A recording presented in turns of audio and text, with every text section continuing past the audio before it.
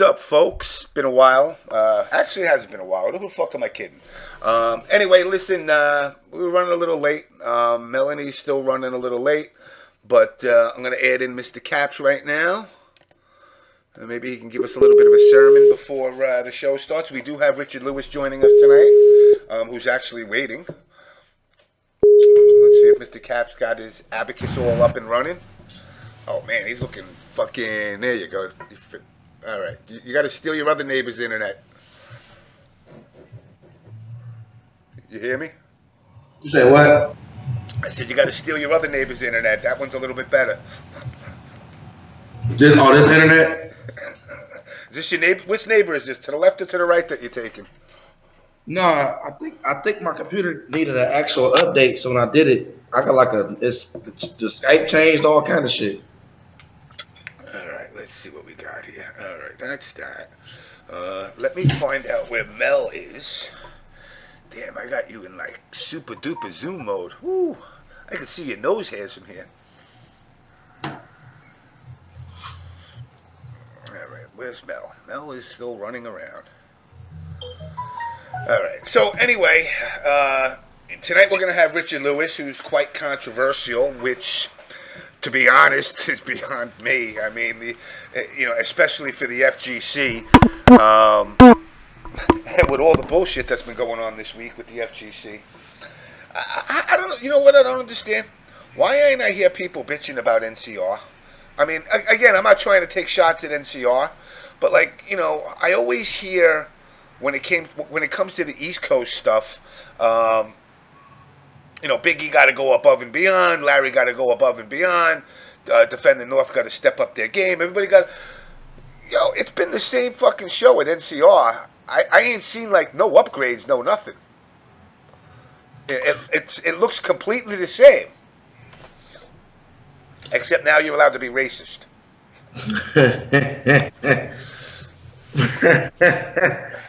I really don't even know. Like I caught wind of what happened.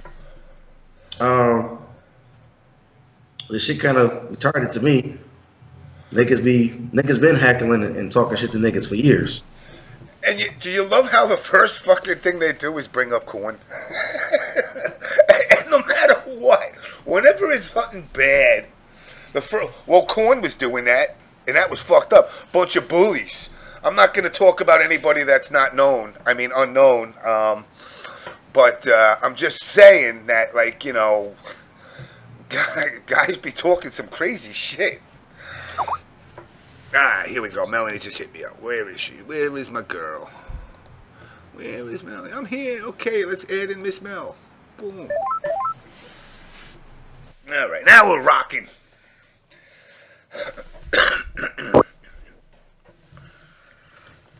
Hello. Hello. How's it going? It's going great. Good. So, we literally just got rolling, and the first thing that I brought up, of course, is just the absolute hypocrisy of the FGC. Mm-hmm. It's one thing to be a hypocrite, but to be a racist hypocrite is kind of even more fucked up. To sit there and, we could go through the comments of the show how I've used the N-word. Mm-hmm. These people will turn around and go after me and then say a bunch of people are like monkeys. And then I'm supposed to go, okay, but I didn't mean it in a racial way. I mean, what other way do you mean it? Yeah, that was really funny because we were talking about that earlier, and I didn't look at all of the comments on the Minute RD thing about Kaba from NCR this weekend, but a lot of the ones I saw were pretty messed up, and it was like it went from it being like, oh well, he shouldn't be screaming, behind a player or while somebody's playing, to immediate racism and at least progressively, at least progressively do it. You know what I'm saying? Yeah. They just ripped the fucking Band-Aid off, and they were like, "He's too loud and fuck DR people." Like, really? Yeah, yeah. Like, that's not how you do. You know? And the guy that was like, "Don't." I think I could probably look it up on my Twitter, but he said something like, "Don't bring that monkey bullshit to CEO," or something like that. He said about Kaba and Minardi. So, you know, and of course they were like, "Well, we didn't mean it that way." Okay, I understand how you maybe thought it out, but the way it came out was totally blatantly racist. Because now let's look at how the conversation always goes. Well, whenever it comes to being loud, the first thing that comes up is corn. Yeah. Oh, you guys are ghetto, or because monkey is a jungle animal. Exactly. And I don't know, equating that to a human being who is a minority, how that isn't racist. So, like, yeah, you didn't choose your words. And I think he said it because he didn't think that anybody would check him, but then tried to make it up to you, because you said he was adding you, right? And talking about, oh, well, that's not how I meant it. Yeah. But how else did you mean it? Yeah, you know, and the sad thing is this, you know, we've been talking about issues of racism in the FGC for like the good past 3-4 weeks. It's been coming up here and there, and it is getting worse. Now, I'm not going to get political. Is it Donald Trump's fault? No, because the shit's always been here. I've been saying it's here for a long time, and people are like, no, we're a big community, a happy-go-lucky family. Get the fuck out of here. All it takes is a little gasoline and a little fire for it to come out, and it comes out consistently. One of the biggest points that I make is, had that not been Go, and it had been me personally in that tournament playing, and Kaba was yelling in my ears, you think any of these motherfuckers would say anything? No, they'd say, yo, James, you got to get good, man. You suck. You got to phase it out. Get some headsets. Now, because it's the dick riding, oh my God, let's suck the dick of Japanese players, all of a sudden now it's an issue. Yep. Let me find those tweets. Because I actually saw it earlier. Somebody in the stream asked, who was he? It was some Twitter person. Oh, Chris, did you want to talk about your so a friend of ours, Jackal, had posted in relation to the Kaba thing. He was like, oh, so I guess some of you guys wouldn't have made it during the corn era of the FGC. And there were a lot of people that were like, yeah, corn was awesome, blah, blah, blah, or just like saying their memories or whatever. And then this guy came out of the woodwork and like it all really blew out of proportion. And Chris and Feet had chimed in. And so you take it from here, Caps, because that was a whole interesting. Well, hold on one second. I just want to interject because Nitty said something. Nitty, I understand what you're saying about the rules, but the rules say it about players heckling. In other words, if me and Caps are playing each other, I can't stand in Caps' face while we're playing saying, get fucked, get fucked. But the fact that at that moment in time, and this is a thin line, Kaba was competing, but at that moment he was a spectator. Right. Now, what are you going to do? You're going to penalize the person that he's rooting for? You're going to penalize the player? So now, if that's the case, here's the fucked up situation. If me and Caps are playing each other, or better yet, go ahead. What was all this shit about rules and this? Wolf Crone and K-Brad was playing, and everybody was behind Wolf Crone screaming and yelling and had their dick on his shoulder. And literally like shaking his chair. Do you remember that? Well, he's black. He's black. So no one cares. He's black and he's controversial. So he don't rules and regulations don't apply to that. Okay. So in other words, we just pick and choose who we want to pick on. Exactly. I wish some motherfucker would. I'll punch your ass. Oh, man. I fucking wish somebody. I mean, look, the way he did it, Cabo was way above and beyond the word annoyance.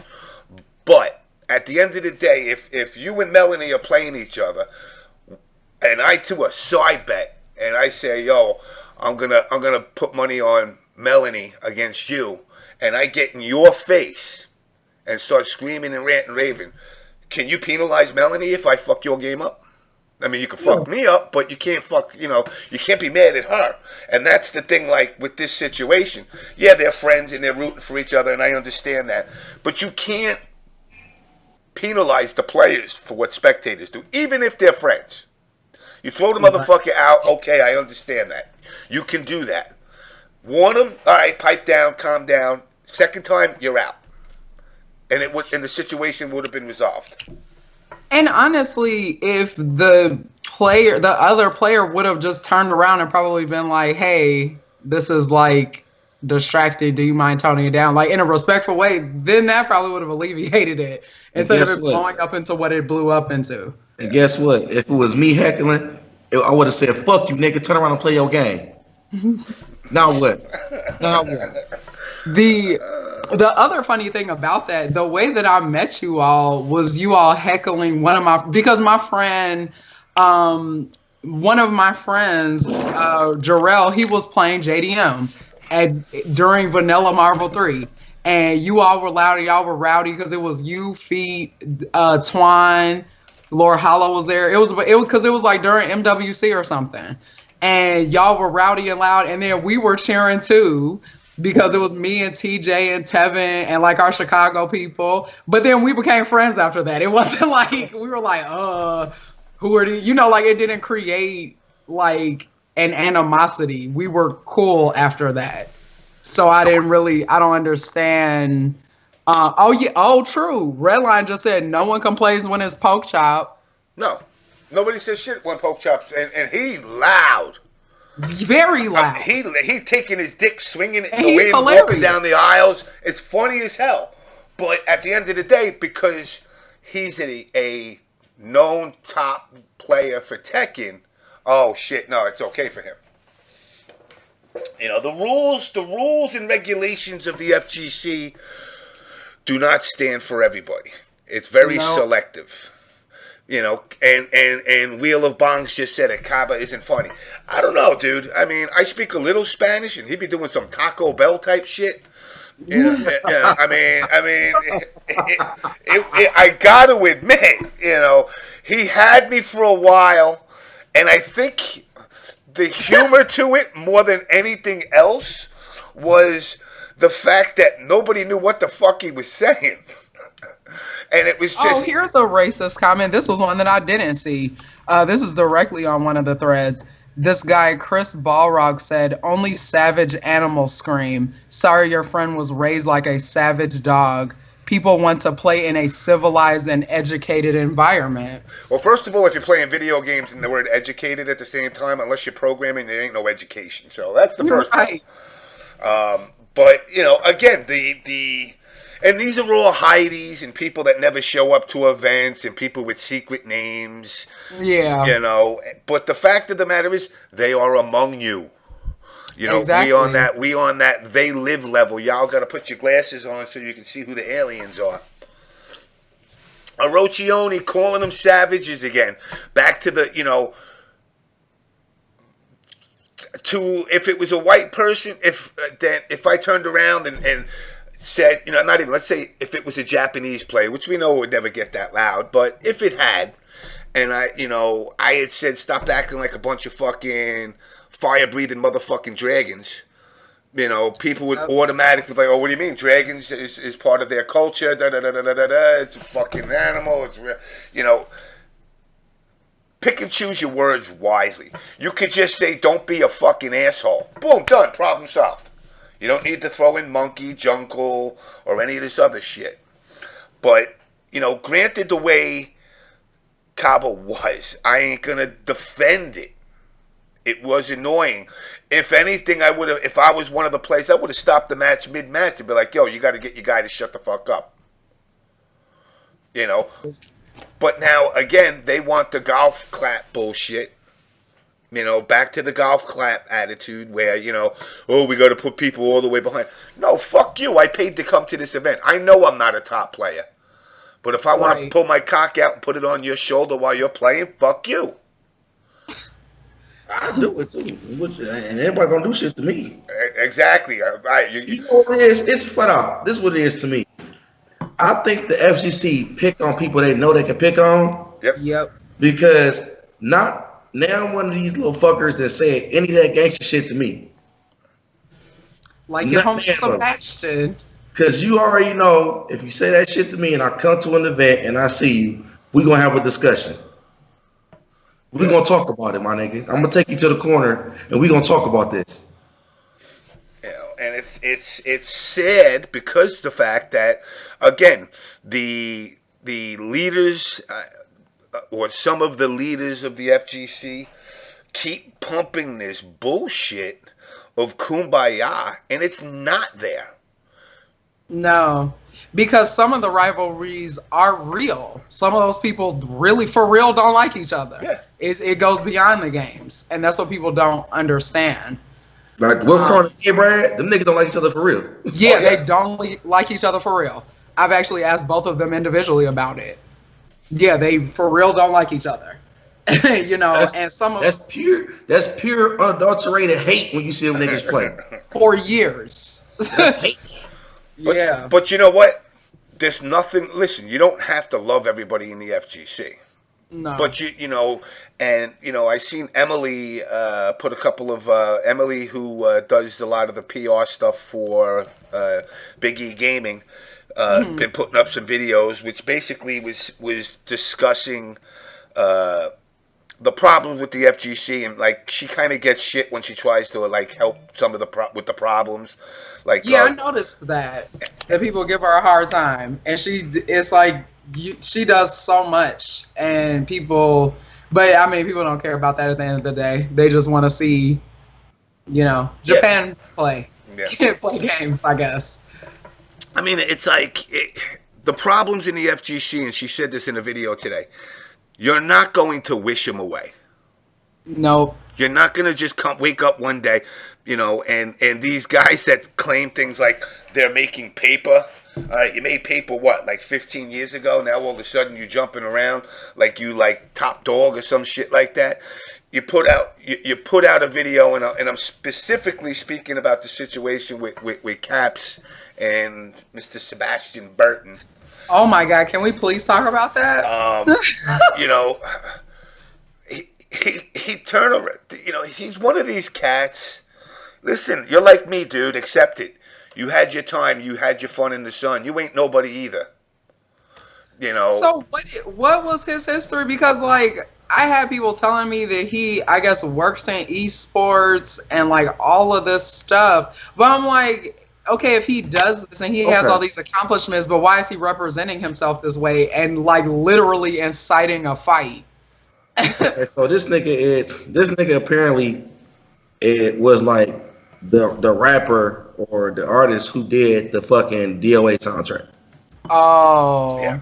So when DOA 5 came out, a couple niggas from Korn had some exchange of words, only two. I'm not gonna put their name out there because they got shit going on. But a couple niggas from Korn had some exchange of words, and there's only two. And one of the niggas from Korn, you know, told him some gangster shit like, "Nigga, I'll kill you." It's not like, yo, man, let's go outside and discuss the situation. No. It's like, nah, I'll kill you. Nigga said, I'm gonna bring the burner to the tournament, and I'm gonna pop your whole ass. I'm gonna kill you. So, the nigga got scared and tried to do some real bitch shit, which is call the pigs and get tournament niggas involved. So, I'm not even knowing that this is going on. Meanwhile, was this at a California event or this was somewhere here? That's what I'm saying. I don't even know. I just know they got okay. Meanwhile, me and the dinosaur getting phone calls from everybody in the fucking sun begging us to spare this nigga life. I don't know who the fuck they're talking about. I don't know this nigga. Never met this nigga. I don't know if he one of the little fans who, oh my God, I love Corn. You guys are hilarious. I don't know. I just know that these niggas are begging to spare this nigga named Chosen One Life. I don't know who the fuck this nigga is. So, 4 years later. It got to a point. No, I'm gonna get there. Oh. It got to a point where Big E called me and Adonis, and he said, I love y'all family. Listen, I don't want no shit in my event. You know what I'm saying? Get the goons, get the little niggas in Corn together. You know what I'm saying? Y'all always welcome to my shit. I ain't gonna ban y'all because I heard somebody threatening to shoot somebody, but I need y'all to calm that down. Now, this is not saying, disclaimer, this is not saying that Big E does not care about his event to say that he's not going to ban this. Big E know that we respect him enough to where if he call and say, hey, don't do it, then we not going to do it because that's how much we respect Big E. You know what I'm saying? So he called, all right, we get a nigga a pass. I still don't even know who the fuck this nigga is, but I gave him a pass because apparently he's about to get fucked up. Okay, now, 4 years later, here we go. It's like a flashback. Okay. Sunday, I'm chilling, having a good ass turkey. You know what I'm saying? Eating all kind of cornbread, mac and cheese. On nigga Easter. food. Eating all kind of nigga food, and I look and I get tagged. As I get tagged, I go through the little shit, and nigga saying Jackson had a stat saying, I wish this was back in the day because a lot of these niggas won't make it because of Corn. Right. I know what he meant, not in a bullying manner, is because how he talks shit to niggas and niggas are so soft that they can't stand that kind of shit. Right. Okay. I'm going through the comments, I'm reading, trying to figure out what one name was tagged at, and some little nigga named Sebastian. First of all, you a bitch because your name is Sebastian. No, God, no name is Sebastian. That's some gay crab from the Little Mermaid. You got jumped in school every day for a weak ass name like that, and we know this, nigga. But I digress. So I look and some weak ass nigga named Sebastian comments and say, "Oh, we're not gonna speak on them because them niggas would have got dealt with." Huh? Oh no, he said that he did check y'all. He said he G checked. No, that was the first comment was we would have got dealt with. The second comment was when somebody said something, they be thugging at tournaments. Oh well, that shit ain't fly over here because I already checked them niggas on some G shit and shut that shit down. And then he said you all were soft. He said some other stuff too. And Well, he grew up in the hood. Who are you? He grew up in the hood of Connecticut. He grew up in the hood of Connecticut.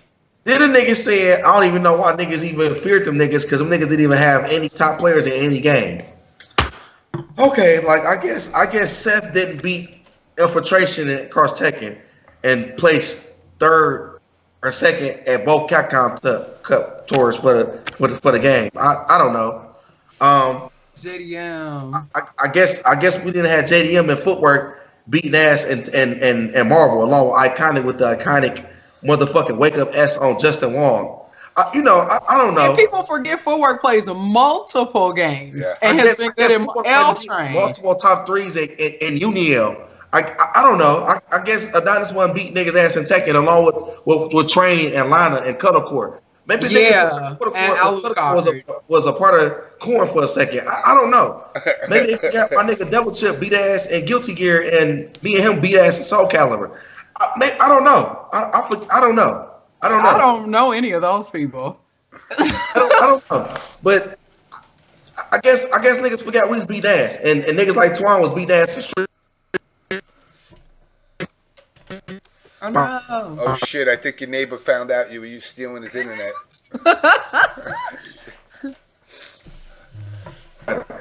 But oh wait, he's back. Yep, okay, you're back, Chris. Okay, so I don't know. So immediately I'm mad because not only did you take the time out of my Easter Sunday while I was enjoying my good ass mac and cheese. Somebody says Sebastian dragged Caps under the sea. You interrupted my Easter. You're breaking up. Caps breaking up. Oh my god. Damn, man. Take your other neighbors. Try your other neighbor's Wi-Fi.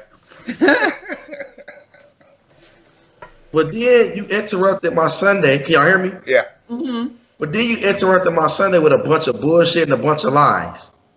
It was like blatant lies too, because every time I said something that was legit, he ignored my comments and he would say like little smart aleck stuff, and I just started ignoring it because somebody else had tagged you and Feet and Mello, and then y'all were all just kind of like, "Who is this?" And talk about the Facebook Live because I didn't even watch it. Right. So I guess, cause I ain't gonna lie, I went on there and said I'll kill you. I told him, I'm not gonna lie about it. I told the nigga I'll kill you, and I got cussed out for that because niggas is like, nigga, you can't do that. You know, you got to change job. Niggas know where you change. You can't be saying shit like that. Niggas might try to report you. My fault, but I ain't give a fuck. I'll kill you. So, y'all can still hear me? Am I breaking up? Yep. Okay. Oh yeah. So the nigga make a live video, and I get word of the live video. I go on there. I say, "What's up, bitch ass nigga?" You know what I'm saying? I saw that. So then it went from, "Oh, this is the dude right here," to such. "Oh, what you think we're gonna fight?" "No, I'm not gonna fight. I'm gonna kill you." "Oh, what you think? You think I'm gonna waste my time when I'm out here getting money doing FGC events and making songs and bitch? No." But then did he not say in the thread that he didn't even go to events anymore? He didn't. But my thing is, fuck all that, nigga. What's up with the shit you was just talking a minute ago? I don't want to talk about money and FGC events and how many promos you doing. Fuck that little weak shit. What's up with this gangster shit? Because you was talking about how you was going to deal with niggas. So explain to me how you was going to, and I said, well, you can come to Michigan Masters and I'll be there. Oh, I don't have to come to any event. I'm not going out there for what? I got an event to go make 12,000, and why would I miss that to come fight you? Why we gotta fight? Why we can't make money? No, fuck all this Wakanda forever shit, nigga. What's up with this gangster shit you was talking? That's what I want to know about. And that's so someone in the chat just said threatening people over video games. That really, it at this point was beyond that, because if you all could have seen the thread, it really was him escalating the entire situation. It was over and over again. Exactly. Over and over again. We had consistently been like, say, what is the problem? Rather than just saying, yo, Chris, fuck that bullshit, I ain't dealing with it, and boom, done. It's like, fuck that bullshit, Chris, we're done with that crap. We're not going to deal with that shit, bitch ass.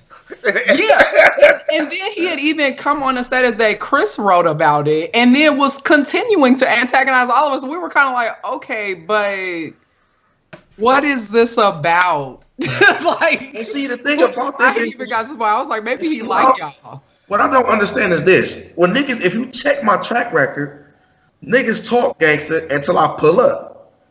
Why do it? Like, number one, what's the fat ass nigga name who wearing the hats? Bibulous, right? And, nigga was talking slick on Facebook. Went to UFGT that year. See that nigga, and you can ask Dominion this, because Dominion was right there. Wait, who was this? Bibulous. Yeah. Oh, I don't know him. Tim, yeah, you do. Tim. Big Tim. Oh. Yeah, your boy.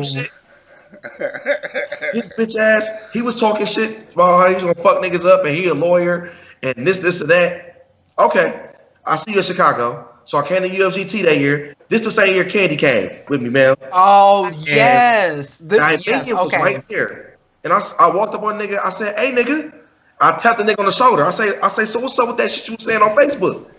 Oh no, okay. The fuck I thought. Dominion laughed, nigga, cause the nigga bitched out right there. You ain't think I was gonna come see you, huh? Next nigga. The nigga who used to run eight-way run stream. Jaxel. Oh, that was what you were talking about in that, yeah. Talking shit.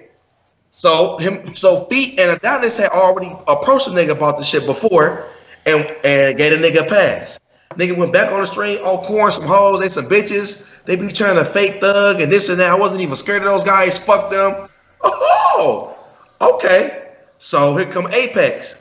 We got a free ride to Apex from the tournament owner, Alex, whatever his name is, little pedophile nigga. He sent this out there. As soon as I got to Apex, you could check the stream archives for this shit. This is no lie.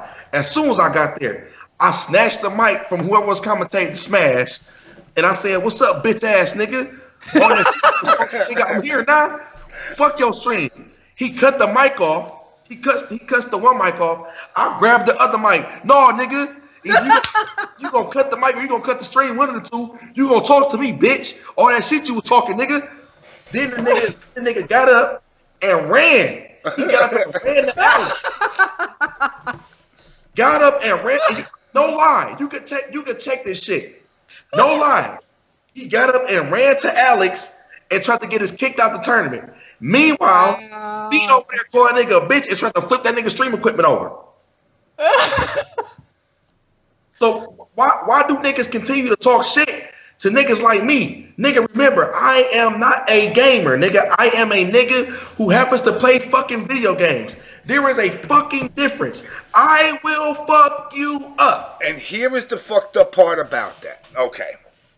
That, same shit with me. Yeah, I'm a gamer. But at the end of the day, people need to understand we're not you. I'm not you. You're not me. I'm not Mel. Mel's not me. You better learn that just because we game, that there's another side to everybody. Yeah. And you can't think that we're in some kind of fucking Call of Duty clan and we all kumbaya, Motherfuckers got real lives outside of this shit. Now, on the flip side, you want people to behave the way you behave. So, fuck you. That's not how it works. Melanie acts the way she wants. Chris acts the way he wants. I act how I want. We're coming to the events. When we come to the event, don't expect us to act the way you do. You need to understand that not everybody approaches esports and gaming the same way. Now, you have no fucking right to tell me how I should fall into line so you could get esports money that your bitch ass ain't getting anyway. But exactly. But I'm gonna be me. I'm gonna be the fucking drunk with my balls hanging out on a bench outside a fucking hotel. Or a fucking or a convention center or wherever. Chris is going to talk the shit that he wants to talk. You don't have the right to tell people how they should behave. Now, within reason, going back to the whole Mena and Kaba thing, if there's a line that's crossed, address it. Exactly. But, at the end of the day, remember this, and Master Steve just said it. You could piss on me on the internet, or you could fuck with Chris, but when you see us in real life, and you come with that, oh my God, I love the show. Oh wait, you mean, aren't you the dude that was calling me a bitch-ass motherfucker on the internet? A janitor? Yeah. Now your ass want to be my friend? Oh, why? Because we're live. There's no keyboard between us. Yeah, it was funny because at the end of the thread on that Caps wrote, dude even apologized. I'm gonna go and find it. No, yeah, I saw that, and I'll read verbatim what he said because he was the last comment on there. We were all like, okay, so you just proved everything that we said about you as right. Because I've even had girls do that. I've talked about this previously on the show where they would talk.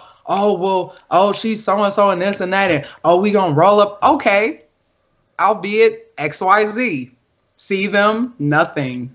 And multiple times that has happened. It's not smart to do that with people that you think that you know from the internet. I'm not saying this to scare niggas or to make niggas think I'm the toughest nigga alive. Right. You come from where I come from, it's always somebody bigger and badder than you, period. Yep. Right. You'll be a fool not to believe that. But the point I'm making is, don't talk that shit if you're not ready when you see a nigga in person. Exactly. Because you never know who do what outside of this game and shit. Period. Yeah. Just like the nigga Reno Rex from Yomi. Niggas thought he was just some old regular Colombian gaming nigga. That nigga was a real thug. That nigga still right. Yes, he was. He was a real G. Y'all niggas thought Yomi had a big ass storage garage house with gangs for no reason. That nigga sold drugs for that. So you taught that shit to him. You think he not gonna fuck you up? Don't take my shit. Let me tell you something. There's a difference between getting my stream banned and fucking with my money. And me and him got into it. He was like, nigga, fuck you. I said, nigga, fuck you. Oh, nigga, I remember that. Outside, nigga. And then we talked about the shit. We was like, damn, we the same type of nigga. I'm back inside, nigga. And we squashed it right there. Don't think niggas won't fuck you up. Okay, this is what Sebastian said at the end of Chris's stream. Or not stream, at the end of his thread. I came off wrong to start. The follow-up threats triggered a younger, less mature me. For that again, I apologize. After he had why done you fucking with white people, Chris? Yeah. What's up with that whiteness in that? I apologize. My Grey Poupon ran out, and I was having a bad day. Look, I can't tell you. Look, all I know is, like niggas said, don't start nothing, there won't be nothing, man. Keep it all games. Keep it all friendly. All right, so this leads me to the next topic. Mr. Lewis. Let me add Mr. Richard Lewis. Guys, we have Mr. Richard Lewis of Eleague, who this time I am recording. Let me double fucking check. Right, please. So for those who don't know, we interviewed Richard Lewis last year, and he is like European James. And he is really awesome and really funny. And it was weird because when him and James were talking, it was like, I remember telling James, I was like, this is like you talking to yourself. But James forgot to record it last year. Yeah. And so, yes. All right, let me add him in. Damn. Hi. Hey, how y'all doing? Y'all good? Damn, he got that y'all going on, man. You've been down south a long time. Been in Atlanta been down in the fucking south too long. That's what it is. So, yeah. Anyway, how y'all doing tonight? Y'all good? Yeah, we're all good, man. We're just we're talking about the whole. I don't know if you were following for the. Yeah, I was listening to my man Chris go off, like so. You know, I can't talk like that no more. I went corporate, so. Yeah. But I know what you're talking about. I came from a fucking rough neighborhood myself. My dad serving time in prison. So when I come out to like fucking all this flower and rainbow bullshit, and people are like, if you come from that kind of background, there's something fundamentally wrong with you. Like, I don't know, man. Ain't my fucking fault, right? You know, and one of the things that's really crazy about it is, you know, I want to say it's like a plague trying to take over gaming in general. You know, and again, the minute you mention social justice, you know, the whole how women are treated, how minorities are treated, to say it's swept under the rug. No, you can't talk like that. That's not the way it is. The FGC is kumbaya. We all, you know, when somebody needs somebody, you know, help in the community, we all band together. I ain't seen a motherfucker ever try to help me pay my rent. Yeah, look, I mean, real talk, right? Like, I understand. Like, okay, so I'm a believer in a sense of community, right? That in the sense that when shit is bad, I expect people from like the esports community, the gaming community, like people I've met online to sort of rally around and help me out. And people have done that, and I'm sure people will continue to do that. Like there's an awful situation right now with a League of Legends player called Double Lift. Yes. Yeah, I'm sure you all saw it, right? Well, like, you know, I mean, apart from a few fucking assholes on social media, like obviously everyone understands that's like just such a fucking awful situation and a tragedy, and everyone's fucking reaching out and trying to do right now. That's an esports thing that transcends whatever fucking game you play. You know, like I reached out. Everyone's gonna reach out and say if there's anything we can do to help in any fucking way, we're gonna do it, right? But equally as well, there's this idea that like I gotta be fucking friends with everyone. Like, and it can never. You learn that as a fucking child. It cannot be that way. There's a kid on the block you don't like, you're never gonna like. No matter how much he buys you popcorn, ice cream, and soda, you're not gonna fucking like him. My Ski Sonic is my my bully on the block I don't like. Yeah, but it's like, you learn as a kid. I said this the other day. I was talking about some shit. I can't remember what the fuck it was. But, it's like when you got kids in school, right? Like, if two kids in a classroom can't get along with each other, you just put them at opposite ends of the classroom and you go, fine, don't interact. And you leave it there.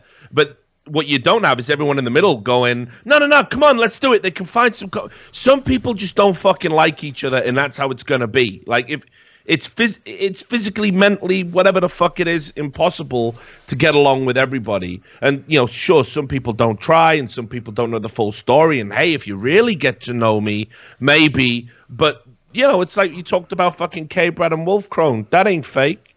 That's legit. There is not enough fucking Budweiser in the fucking world to get those two guys to fucking sit in a room and tolerate each other. So why do we persist in this delusion that there's, but really they could, if they could just connect on. Fuck that, man. They got loads in common. They still don't like each other. Give a fuck. Like they got to anyway. They're fine with it. They're fine with having beef. Actually, they've handled their fucking beef with each other with more dignity than any of the motherfuckers outside crying about it. Just let them dislike each other. See? My nigga sound just like James, bro. This shit crazy. I told you. It's like with two James on the show. It's too good. But Well, they told me that. They told me that when I came in. That you were like this James guy, and then they said to me, you shouldn't talk to that James guy or associate with that James guy because you'll get a bad reputation in the FGC if you did that. And then I got a bad reputation. You got in the one FGC anyway. So I'm like, all right, I'll just double down and talk to this motherfucker. And then James came out and went to bat for me over this bullshit. Since doing Eleague, and then everyone was like, "Well, of course, James is supporting fucking." The first thing I saw, and the thing is, you get called a lurker. Okay, call me a fucking lurker. The minute I tweet something out and I don't see a response right away, especially knowing it was sent to somebody that I already know has a predisposition of hatred for me, I go in and I say, let me go through this shit. And, my last name is Fink, so they figured instead of putting the James MK, they just put, oh, God, Fink is on Richard's side. We've scraped the bottom of the barrel.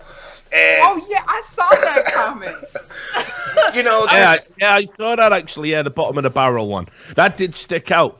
It was hard to keep up with all the nonsense around about that time, because that was I think it was the week after the Tekken bullshit. Yes. So I got slammed for about 10 days after that. Yeah, I was. I got to admit, over the years, I have built up a great rapport and crowd of hatred. But you take it, you take it to a different level, man. When you get it, I'm like, wow, you're getting. First of all, there's two things. There's your every ist in the world, whether it's racist, misogynist, this, that, transphobic, this, or you're a bully who beats up people at events. And I'm going, first of all, and this is like what Chris was saying before, I know the situation because when we had you on last time and you talked about it, what are you going to do, in a situation like that? Run away? Oh, you should have ran away and you should have called the cops. That isn't even the suggestion, right? So again, for those in the FGC that don't know, because I've seen so many lies told about it, the guy came looking for me because he misunderstood a tweet. I found a sign on the floor. I tweeted out, it had a proud mother of a CS player on it. That was the joke, proud mom of Hiko. Hiko's a known NACS player. So I know Hiko. I'm friends with Hiko. So I thought it'd be funny to make a joke saying, basically, hey, your mother left a sign on my bed. So I woke up in the morning, I took a picture of it and tweeted it out. The joke being I had sex with your mother. It's fucking juvenile, but I know the guy, so I'm allowed to do it, whatever the fuck. So apparently that sign was made by this guy's girlfriend, right? Well, how the fuck do I know that, by the way? It's a piece of trash. I don't know who's responsible for every piece of litter in a fucking arena.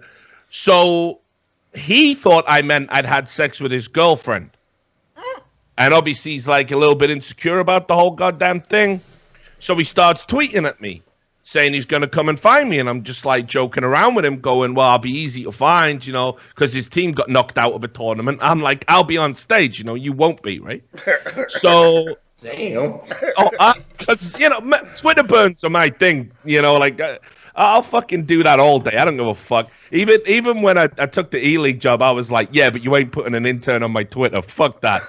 Fuck that. Like, because you got to keep it real, like. So, anyway, first she comes looking for me to tell me how she didn't like the joke, and I told her to get the fuck out my face because I'm trying to work, and I don't really give a fuck what she thinks. And then, no, I don't. Real talk. But, like, I already had previous with her. She said I was lying about some journalistic story I wrote about the match fixing stuff. She went public saying I was making it all up. 100% wasn't making it up. You know, a load of people got banned off the back of that, and I helped clean up esports. You know, so yeah, instead of giving me a fucking pat on the back, she's out there saying, yeah, this guy's a liar or whatever because she knew the players. Then fucking a boyfriend comes in trying to white knight and stuff, and he's shouting at me, and he walks past 2 security guards, and they've done nothing, and he's still shouting. And I'm just holding my ground. I ain't aggressing. I am not moving towards him. And he keeps coming and coming and coming and coming. And then he sticks his head in my face. So I grabbed him and pushed him away. Like, yeah, you ain't going to do that. Oh, and then security want to get involved, right? As soon as I've got control of the situation. So I was literally told by everybody else, like even people who worked at that company, you should have let him hit you. What? Like, now let me ask you something. I play your shit for the rest of my life. We've all had fights in our lives. All 4 of us have had actual physical altercation. That is the difference between video game keyboard guys and the real life. I ain't letting the motherfucker hit me because you know what? Guess what? That one shot hits me in my glass jaw, it's over. Well, I mean, it ain't even just that, right? Like, you know, I don't know what this guy's got. He might be One Punch Mickey from fucking Snatch for all I know. He might fucking level me out permanent. You know what I mean? I ain't going to take that fucking risk. Nope. Like, where I'm from, you ain't going to let anybody get that close, let alone even have a fucking free headbutt or whatever the fuck he was trying to do. Now, he told me afterwards, because, again, that's the other thing. Me and him squared it off. It was fine. And then his girlfriend was still so upset. She insisted he called the police. Right? And he was like, I don't want to. We squared it up. It was a bit silly. It's stupid. I shouldn't have tweeted. I'm going to delete the tweets. And she went, no, you're fucking not. We're going to scorch the earth for this motherfucker. So he went, all right, then. You know, and I feel sorry for the guy because he's obviously whipped as fuck, you know, like, so he had to do it. So he played along and the police turned up. Now the police they interviewed all the eyewitnesses, and the eyewitness went, yeah, that guy over there definitely started it. Definitely the aggressor. No doubt. This guy. So the police said to me, yeah, we're gonna throw this in the trash. Literally, that's what this guy said to me. He goes, I'm gonna file this when I get to the station in the trash, because Swedish people aren't very good at making jokes, you know. Yeah. And he sort of laughing, so I'm like, oh, and it's like Swedish way. He thought it was hilarious, right? So he fucked off. So I was never under arrest. I wasn't detained. I was barely questioned. He said, we've interviewed 5 people. They all corroborate that this guy tried to start a fight. No further action. End of fucking story. And threw the fucking report away. That was it. I mean, think about it. I'm in a fucking foreign country, right? If I'd done any of the shit people said I had, I'm incarcerated. I'm fucking detained. I can't fly home. None of that happened. I even finished the broadcast after the fight. It was so stupid. It was over in about 3 fucking seconds. The guy realized he tested the wrong dude, and all of a sudden it got real quiet, and that was it. So I don't understand why, like, people still bring it up in the FGC. Like, I shouldn't be allowed to work ever again at any event ever for acting in self-defense. But I'd worked with DreamHack for 2 years. I helped build that company up. I covered every game they asked me to do. I hosted loads of stuff for them. I was like their go-to guy, and they cut me loose, stone fucking dead. They tried to get me to sign an NDA so I could never talk about it. I said I won't do that. They really tried to fuck me over, And then they went and fucking gave bullshit statements that were worded in such a way and make it look like I was the bad guy. And I'll tell you why they did that. Because, and again, people can go check this. This ain't no bullshit. Loader, the guy that started the fight, played for a team that was owned by Twitch TV. And his girl, who was also his manager, was yapping about how she was going to talk to Twitch about, you know, what we're going to do to DreamHack in their Dream League and their Dota League, and how his team, Alliance, former international winners, were going to pull out a Dream League and all of this. So they fucking panicked, threw old Richie Lewis under the fucking bus because he's a soft target, and went to PC Gamer and all these other fucking asshole publications and said, oh yeah, Richard was definitely the bad guy in all of this. Like, I'm just supposed to stand there and be target practice for some guy who ain't never had a fucking fight in his life, apparently. So, nonsense. Right. I ain't never fought a Swede, man. Yo, Chris, you ever fight a Swede? A fight of what? A Swede? A Swedish person. Swedish guy? Well, sweet. I think of the fucking the Swedish chef from the Muppets. Oh my god! I'll tell you, all we got is niggas and Mexicans. Yeah. All of the best Swedes died on the fucking Viking boats. They've just been stopped ever since, like, all fucking real. But no, it was just crazy. And like I said, the FGC make out that I never paid for it. Like, oh, I was protected. Like, I got thrown under the fucking bus, like, literally, like, the bus fucking reversed over my head. Like, it was like, fuck this guy. I got absolutely wrecked on that. And people are like talking like it didn't cost me nothing. It cost me like 12 events minimum a year. Add that up. I was getting $1,000 a day from those events. Yeah. So, you know, they ain't never. I mean, to be fair, I did say I was never going to work for that company again as well. But if it hadn't have gone the way it went, maybe we could have worked something out. But yeah, I mean, fuck that. Like, all these FGC guys, like fucking Ian to the Max and all these people are talking like there's a system protecting me. I've been fucked over 1 billion times in esports. What, like, you think it's only fucking Mike doing AMAs who've had a hard time and realizing ain't no fucking friends and people are fucking them over? No, legit. It's been a hard knock fucking life for me to get to where I am, and that's why I don't appreciate people trying to take it away, you know. I grinded, and I see, like, you know, like I said, the latest 5-day assault on you had me baffled, and then once I started to see the players, or should I say, the names of the people that are doing it, I'm going, oh yeah, Chin Dog, yeah, I know that dude. You know, that's the dude that didn't care enough about his little kitty cat, that he went and begged for money to get it fixed rather than, like, I don't know that you're going to have a pet that you want to actually take some proactive steps, maybe take it to the vet, and instead of going out and buying 32 brand new games, maybe put some of that fucking money aside to take care of your animals. That's alive. You know, that's an actual creature that's alive. I had seen him come at you. He's the one that did the whole, oh my God, the bottom feeders are out now. And they like to do that. Because it makes them feel better about themselves, because we're the bottom, I guess. But I think also it's like the cool thing to have like a pitchfork mob and like the flaming torch mob. And wow. It's weird. And anything to drag people down and to be, oh, well, you know, like me, I'm the devil bitch. And then, you know, James is the old man yelling at the clouds, and Chris is, you know, whatever, the loud dude from Detroit that is apparently not really you're apparently from the suburbs, Chris, because that's another thing that people used to say, which is funny. And it's just the fucking suburbs. Yeah, like none of them are. Cosmic Forces, is that Jesus on the bottom cam? That's you, Chris. Yeah.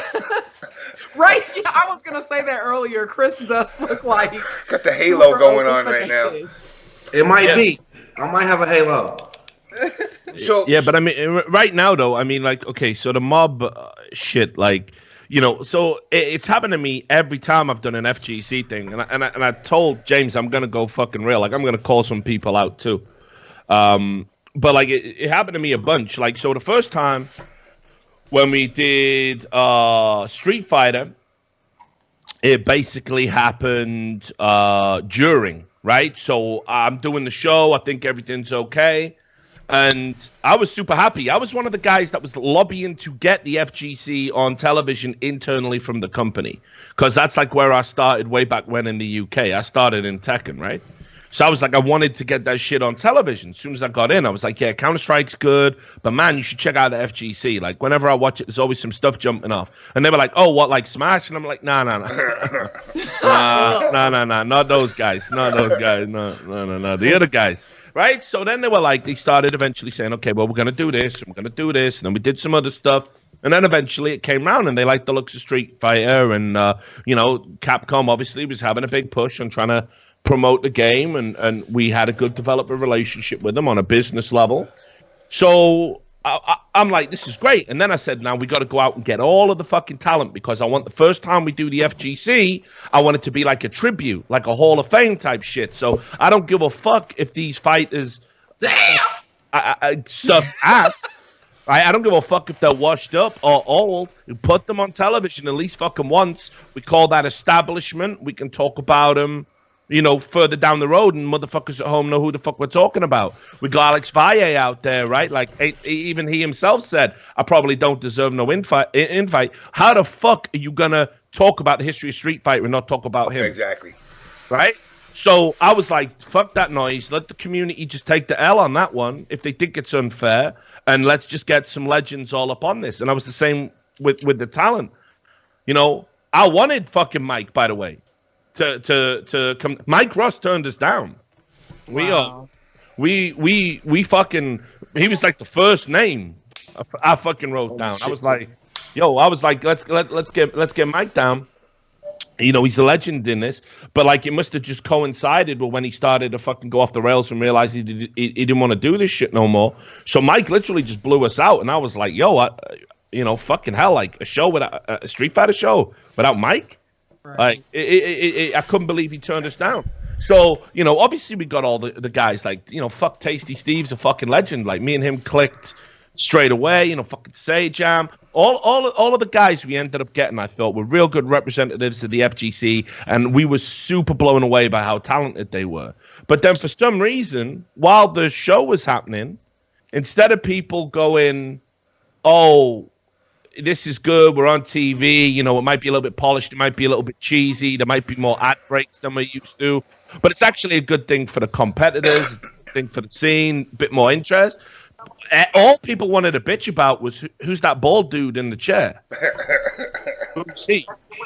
I'm like, I work for Eleague. That's my job. You're like Long Island Joe.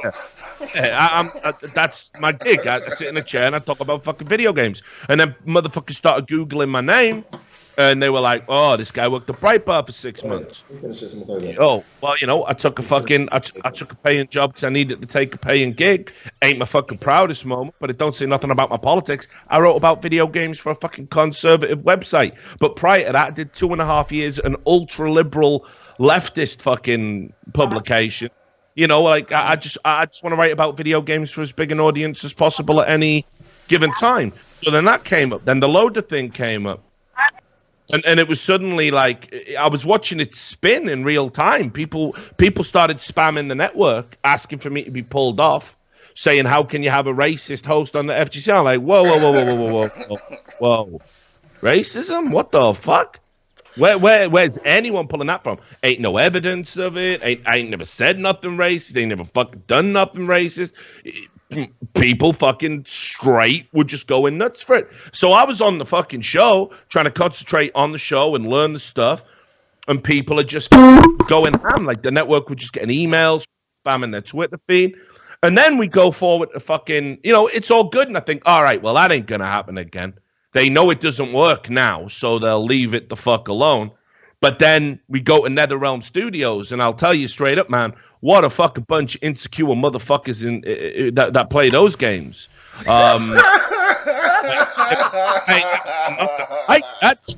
Like they had the chip on their shoulder. They had the fucking inferiority complex going in.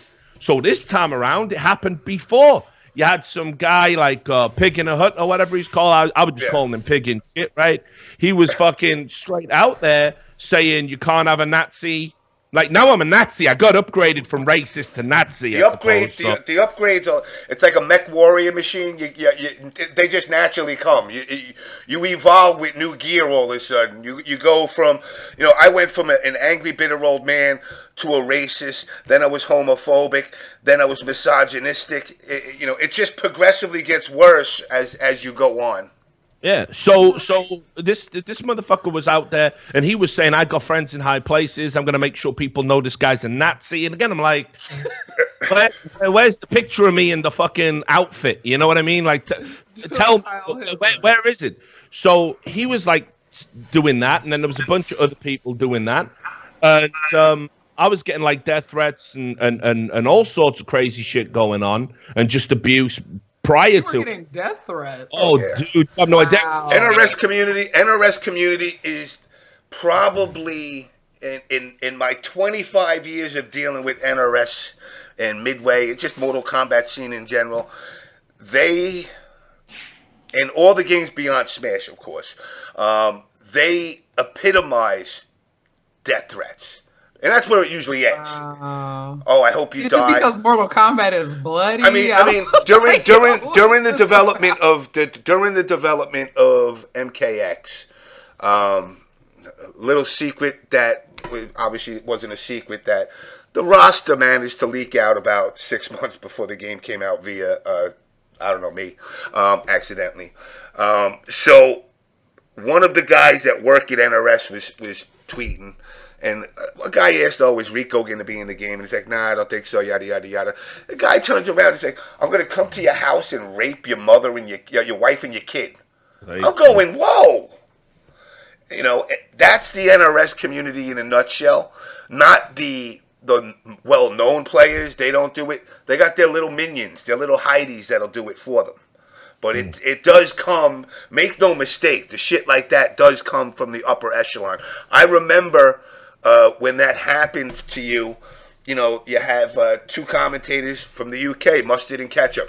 Oh, this is fucking bullshit. How do you have Sajam and why do you have diversity on your commentating team? It should be all guys. And I look at it and I go, put up or shut up.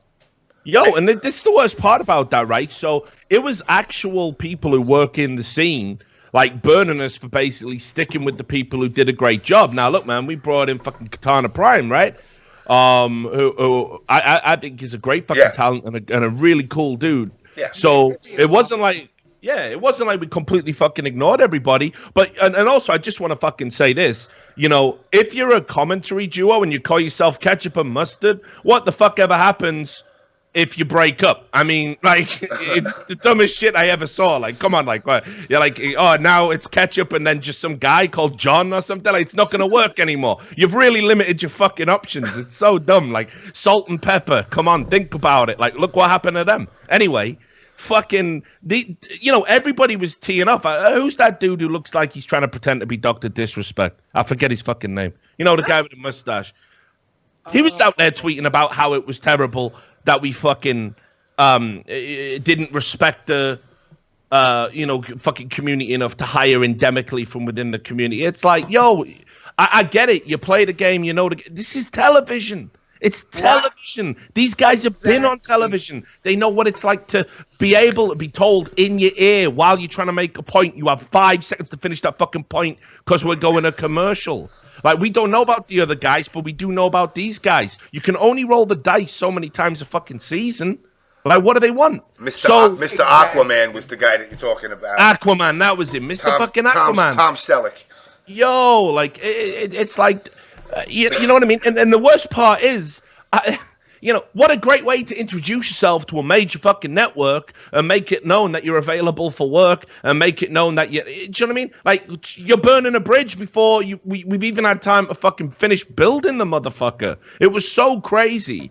So I was getting absolutely dinged up round about that time, and it got real hairy at one point because I was just getting so many fucking threats and so much abuse and the talent turning on me. They asked me, they said, like, if you want to duck out of this broadcast, like, we wouldn't blame you. And trust me, I wanted to. I was getting shit on unbelievable. Like, it is fucking hard to wake up every day and just read these vile lies about you, how you're a fucking neo-Nazi, you're a racist, like, you know, and then I gotta go and yeah, but you don't know who believes this shit, right? So what, I gotta sit in a room with like black people and they think I'm fucking racist because you that's live what in Atlanta, first of all, right? But do you know what I mean? Like, imagine what it was like the first time, like fucking you meet Tasty Steve and like he I don't know if he what he's thinking. I don't know if he thinks I'm a fucking racist. I start so far behind with people now, because they believe the bullshit that's been said about me, that it's like they are literally expecting the worst human being on planet Earth to arrive into the room. And it's like, it takes me ages to fucking just get parity. It's ridiculous. Yeah. So we did the NRS shit.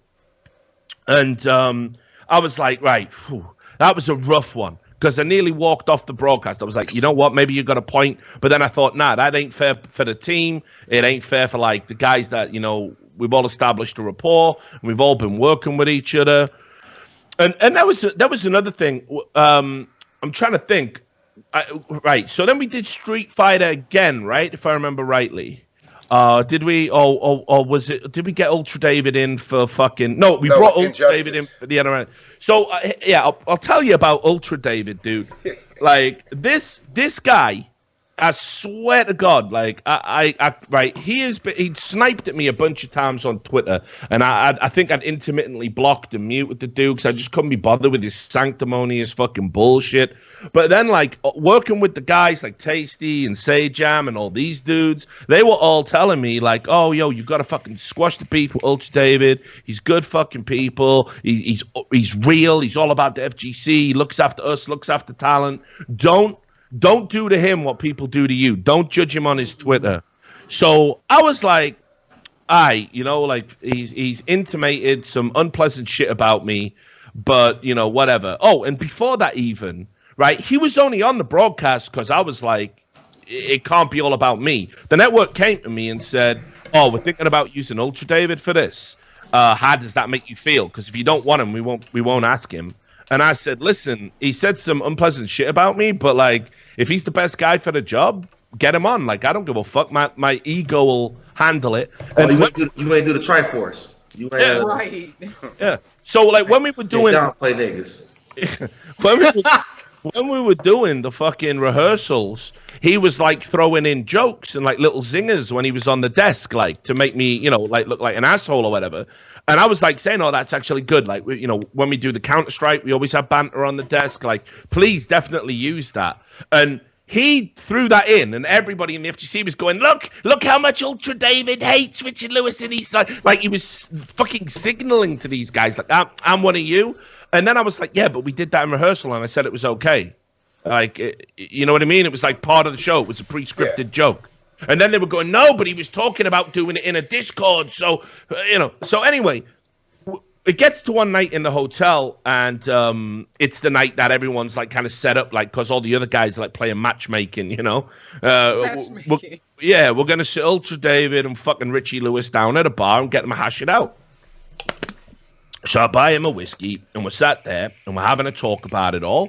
And, you know, I think to myself, you know what? This dude ain't so bad. We probably are a bit divergent in some of our political beliefs on a few, not even maybe major issues. I think ultimately we believe the same things.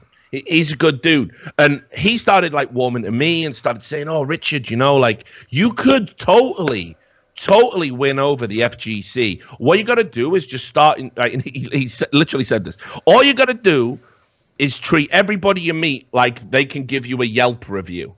And I was like, what? And he's like, yes, these people, they effectively review you. You know, they go out into the community and they fucking say shit about you. So, like, imagine if you were a company.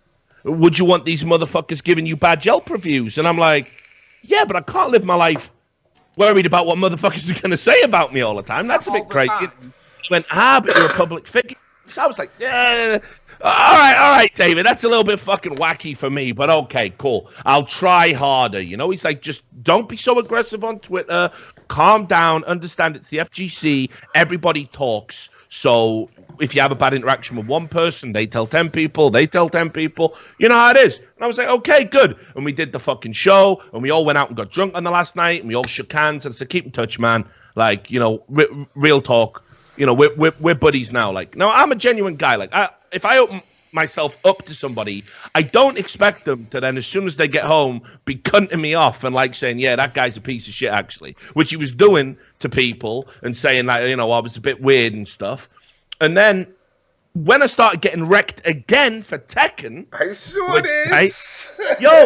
He started putting his arm around the people that are threatening me and lying about me and spamming my employers to fire me and saying that they will not watch Eleague until I am fired. And what I was doing was what I always do. I retweet motherfuckers that are stupid. I retweet them, and it's not like to get my audience to brigade them or whatever the fuck the little soft kids say it is. It's so my fans can see this is what it is like. This is what you deal with. It's not great.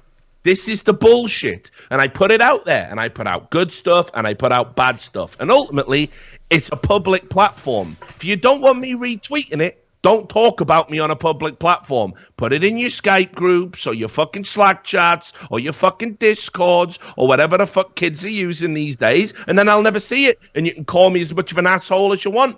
That's it, right? But if it's a public platform, I will reply to you on the same platform, as is my right. So Ultra David was literally going to these guys who were doing unreasonable shit after Tekken and saying, oh yeah, Richard's such a bully, isn't he? And I'm like, what? What the fuck are you talking about? Like, if there was guys out there fucking threatening you over shit you said or coming after your job when I had you on for the fucking NetherRealm Studios for Injustice, I wouldn't have tolerated that, and we weren't even friends. We were beefing. Right. But that's how you're going to do me, and that is how he's going to do me. And the best way to describe Ultra David is he's like, yeah, he definitely is about the FGC, but man, does he really care about what people think about him. Like unbelievably so. Like, he will just shift, like, whatever's popular, you know, like if he couldn't come out, could he, and say, hey, guys, Richard Lewis ain't all the things that you say he is. Perhaps you could leave him alone and just let him do his job. Wouldn't that be cool? He could have just said that, and coming from him, it would have made a difference. Instead, he fucking basically empowered and encouraged and supported the people that were fucking with me. And this is how bad it got during Tekken. I've got 5 police reports. 5, right? From people saying they were going to roll up on me and fucking shoot me. I couldn't go to final round. I couldn't go to final round. The network security team that we've got at Turner basically said it's a smart thing not to go to that because it's not an event we control, and people know I ain't making this up, because anybody who watched the major where I did for CS:GO will have seen that our head of corporate security, a big bodyguard, a burly dude who's ex-special forces, he followed me everywhere I went because we'd had all these like threats, and that was back then. So that's the shit I'm having to live with, and yet I'm the fucking bully. Go fucking figure. It's so fucked up and crazy. You need to hire BDG security forces. Yeah. You know, I mentioned to James, because I was like, oh man, I want to hang out with Richard, because I went to final round, and I was like, we had gone to like Magic City, and like, I mean, we had a bunch of fun just in Atlanta in general, and but yeah, I heard like a little bit about it, but like hearing the whole story, that's ridiculous. And people, this is the thing that the FGC doesn't understand. I'm so happy that you said this earlier, Richard. People that have never, ever worked in television or entertainment for real, not streaming on the internet, not with cameras and a major network and producers and big TV bosses, people that have never done that for real don't get it. It isn't like the FGC. This isn't Evo on ESPN. This is like a network controlling how everything goes, you know, and for the FGC to want to be so open and we accept everyone, and, you know, we have all types of players and all types of people in our community, but then to do exactly what they talk about but to do it to other people and then want to be esports, you have the avenues for esports. There is a television show on a network that is all over the country, and you're slamming the host of it from obscure rumors or other because you all dick ride Ultra David or what for whatever reason. It in the end it's silly because you don't know any of these people. You don't know any of us personally. For real. For me, it's like, you know, the root of it comes down to this. They use all this bullshit dirt that they can imaginarily dig up on you, not because they care about the scene. They're going, who the fuck is this Richard Lewis? That's not supposed to be his position. It's supposed to be mine. Yep. I'm in the scene longer. I put in the time. This guy hasn't been around. This should be where I'm at. So I'm going to do whatever I can to throw a temper tantrum and try to get him removed. As if CNN's going to go, or Turner's going to turn around and go, you know what? Fuck this Richard Lewis guy. Let's get rid of him. Let's go to the scene and find somebody that has zero experience besides standing behind a desk and commentating, and give them a job to manage the talent that we got, to bring people in, to work on the show, to interact with the community. Anybody we could just pick up anybody randomly in the scene to do that. And put them on television. Exactly. Well, I will say this: if they put me on television, the standard can't be that high because I'm not much to fucking look at, and I'd never done it before. But honestly, it just got to a point of insanity where it's like, you know, I'm literally having to file false, stories, defamatory stories about me with my own personal lawyers, because I already successfully got a magazine to issue a retraction about me. I saw that. After I threatened to sue them, and then I'm having to send the threats to the fucking police. It's you know, like I'll be real with all of y'all here. I've thought to myself, you know, like, is this what I want to do? You know, like, is this worth it? Because I know with my esports experience and the connections I got, I can go do something else and make money and, you know, whatever. I did this because I wanted to get esports on mainstream television, and I wanted it to be authentic, right? And I know that there's this big discussion in the FGC, especially off the back of what Mike Ross was saying, where it's like, well, we're not esports. Well, I think there's a way where you can get the attention without having to surrender your souls. We all had to do it. It's a growing pain. We had to do it with Counter-Strike.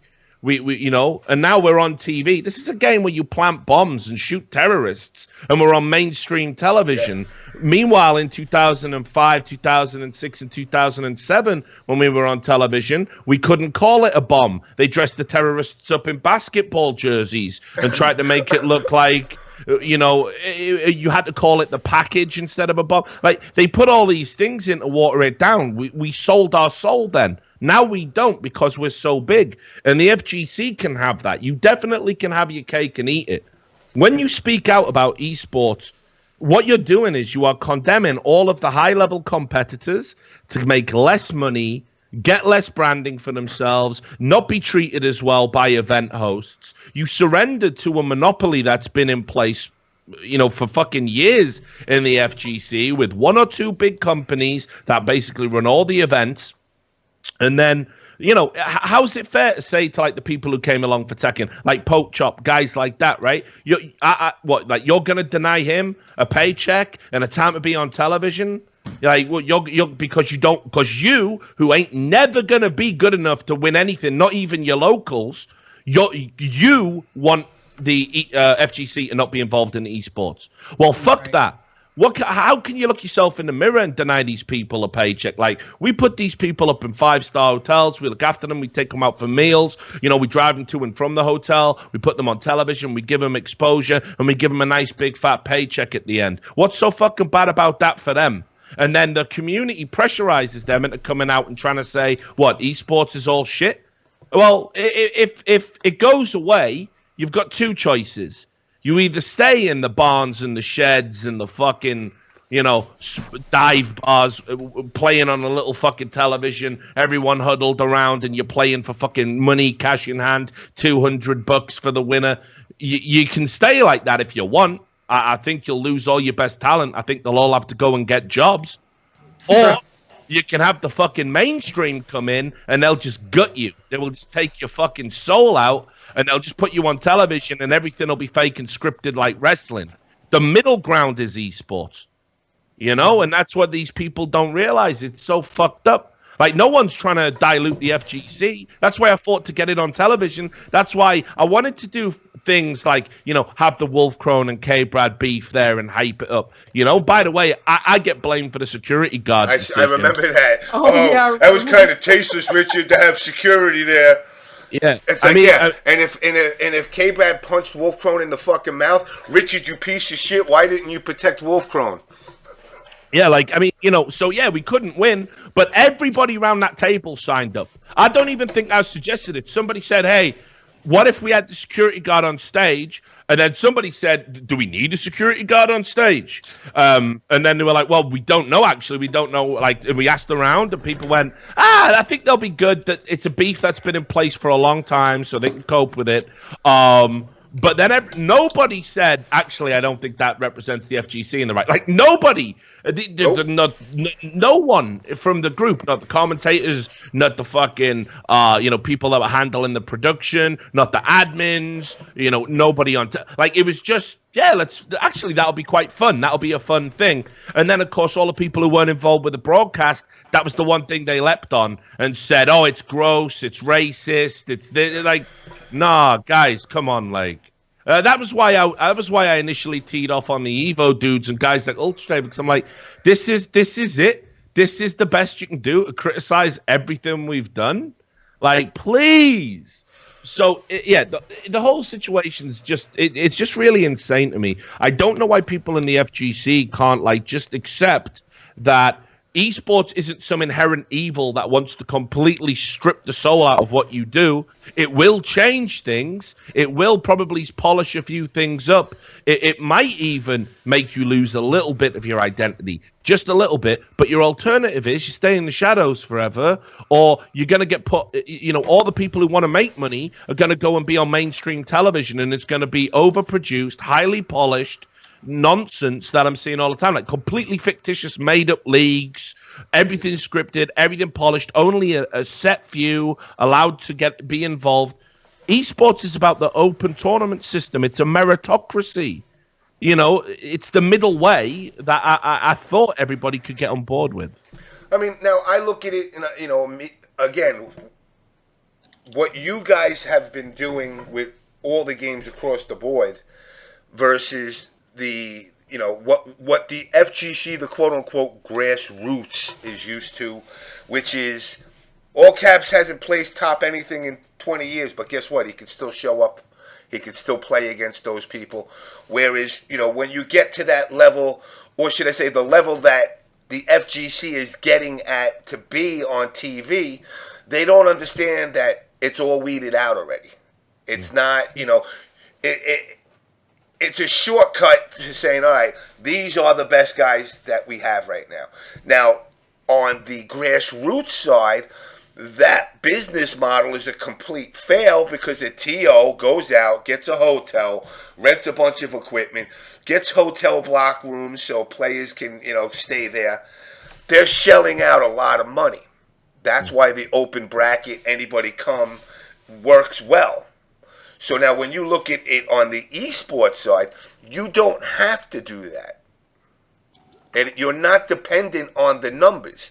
But now, as far as the growth in the level of support, there needs to be some way, I guess qualifiers is, the best thing that we've been doing of late to get to that point. But now, if that can incorporate into the grassroots, like Eleague says, okay, guess what? These 15 events around the country are qualifiers, like CPT. And then the top of these guys get to go. The top 20 or, even if, it's hard to gauge it because it's usually you're bringing in what? Like, usually how many players are you guys bringing in? You know, I mean, like I think we did like 16 or no 32. I think we did like yeah, right? yeah 32, yeah, and then we whittled it down to the 16 for the TV component. You know. You know, now if that number could go up more and get Yeah. spread out, you know, that could definitely benefit it as far as its growth. But one of the biggest things about that the FGC doesn't understand about the FGC is it's a fighting game community, not the fighting game community. Whereas you go and see League of Legends, Counter Strike, all these guys, how many people show up in these arenas as spectators? Thousands. Right. Yeah. Unreal amounts, you know, like we're talking like 10,000 and stuff in like, you know. And I'm going, like, I mean, CS. even me as a gamer since 1975, I'm sorry, I can't sit and buy a fucking ticket to watch a video game. Because I'm going to be like, nah, I want to play. You know, but now on the flip side, if you look at like the way the numbers go, if the FGC overall breaks down game by game, we're the bottom of the bottom feeders. When you say, you know, Street Fighter is being done, it's not, you can't do Street Fighter and Mortal Kombat and Injustice and Tekken all in one showing, because now the developers got a say in that. Yeah. You know, whereas Counter-Strike is Counter-Strike. That's it. You're not going to go to Counter-Strike and be like, oh shit, let me go over there and play World of Warcraft. There ain't no World of Warcraft in the house. Yeah, I agree with that, man. It was something that it was kind of like hard to do as well, I think, because, you know, the FGC, as you said, it's always been an entity where people will change games from time to time. If something's vogue, they'll jump in, you know, they'll, you know, and play this for a while. Or if a game comes out, an update, and it sucks, I'm not naming any games, obviously, you know, then people will just not play that version sometimes and go play something else that they enjoy more. That's one of the great things about the FGC, that it's got these transferable skills. You know, you think about first-person shooters. A Counter-Strike player certainly isn't always going to be a good, you know, Quake player, for example, or whatever, right? The skills aren't necessarily transferable, but certainly in the FGC, that seems to be more of a rule. But you know, that was what we were doing. We didn't want to put on just like, you know, we wanted every game to have its own identity, bring in, you know, slight variations on the talent, keep it slightly consistent so people at home watching didn't get confused. Like, you know, people meet Tasty Steve. They want to see more Tasty Steve. Yeah. You know, maybe we do a game Tasty Steve doesn't know about. Tasty Steve's a pro. He's going to go do his homework. So the words that come out of his mouth aren't stupid because he doesn't want to look stupid on TV and he wants to do right by the community because that's the guy he is.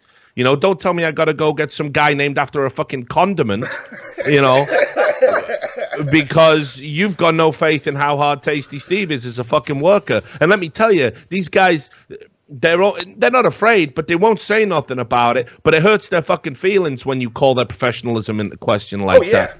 You know, it really does, because they are pros. So, anyway, the reality is we wanted every game to have its own identity, be a little bit different, do different things for the developer. If you had drops or items in the game, you know, think about the reveal we did with the turtles, you know, for Injustice, and how big a deal that was. Like, we want each game to have its own identity, but it's not like we want to shun parts of the FGC and elevate others, right? We'll consider it all. That's the frustrating part. But it's like, these guys have got to stop with this, you know, 50 different games under one roof, 500 people in a single bracket. Like, that is not what elite. That is amateur hour. That is not what elite level competitive gaming or competitive athleticism of any kind looks like. You know, you don't. You have to whittle it down. What we wanted to do was always be the best of the best. The people who deserve it, they get to go on television. We don't want to do anything to the grassroots. Hell, we'll fucking augment it and support it. There was talk internally about what could we do to have like some locals. We ran an internal we called it tournament, not my idea. Whoever wrote that didn't fucking win an Emmy, but it was called a tournament. And it was like all of the employees and people who lived locally could come and compete. And we brought the commentators in and we did commentary and I hosted that. And it was just like a local, and we streamed it to all tournament employees.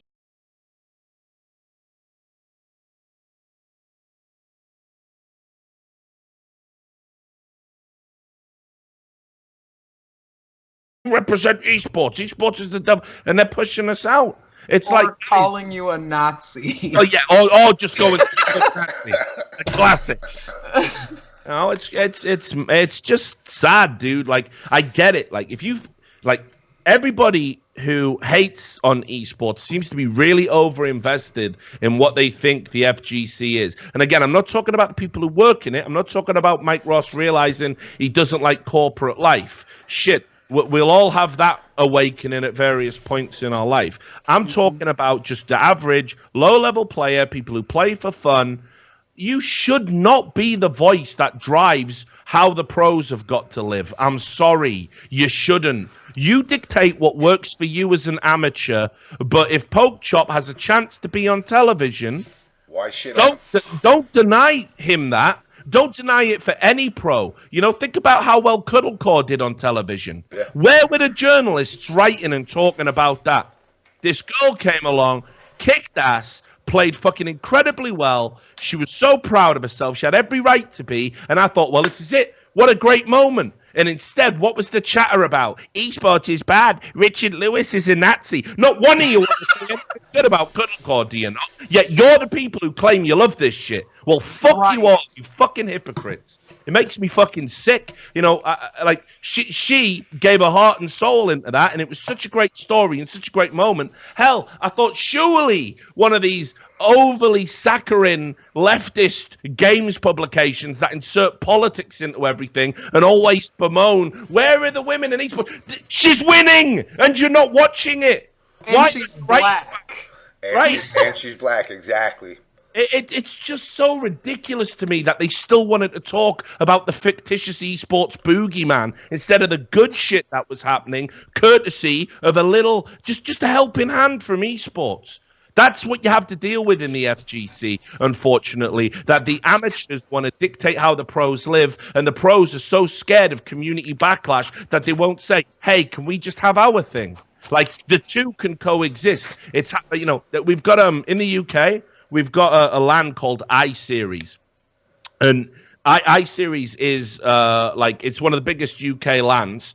For like Counter-Strike and PC games, and they have tournaments there. But most pro teams in the Counter-Strike circuit won't go to that. It's for amateurs and upcoming UK players to make a name for themselves and feel good about holding up a check. Like the minor leagues. Yeah, you can have both. You can totally have both. The idea that it's got to be folded into one is so absurd and reductive. And like I say, you're just fucking over your pros who you all claim to love. And they'll never say it, because they're too scared, but let them go get paid.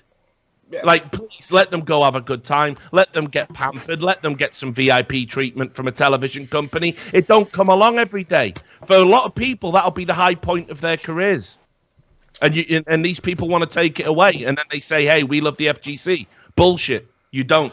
Now, let me ask you this. What do you think for esports, major companies in general, is their breaking point for them to say, yo, listen, we've been digging for gold in this mine for a long time with the FGC, and all we pulling out is some copper and some rocks.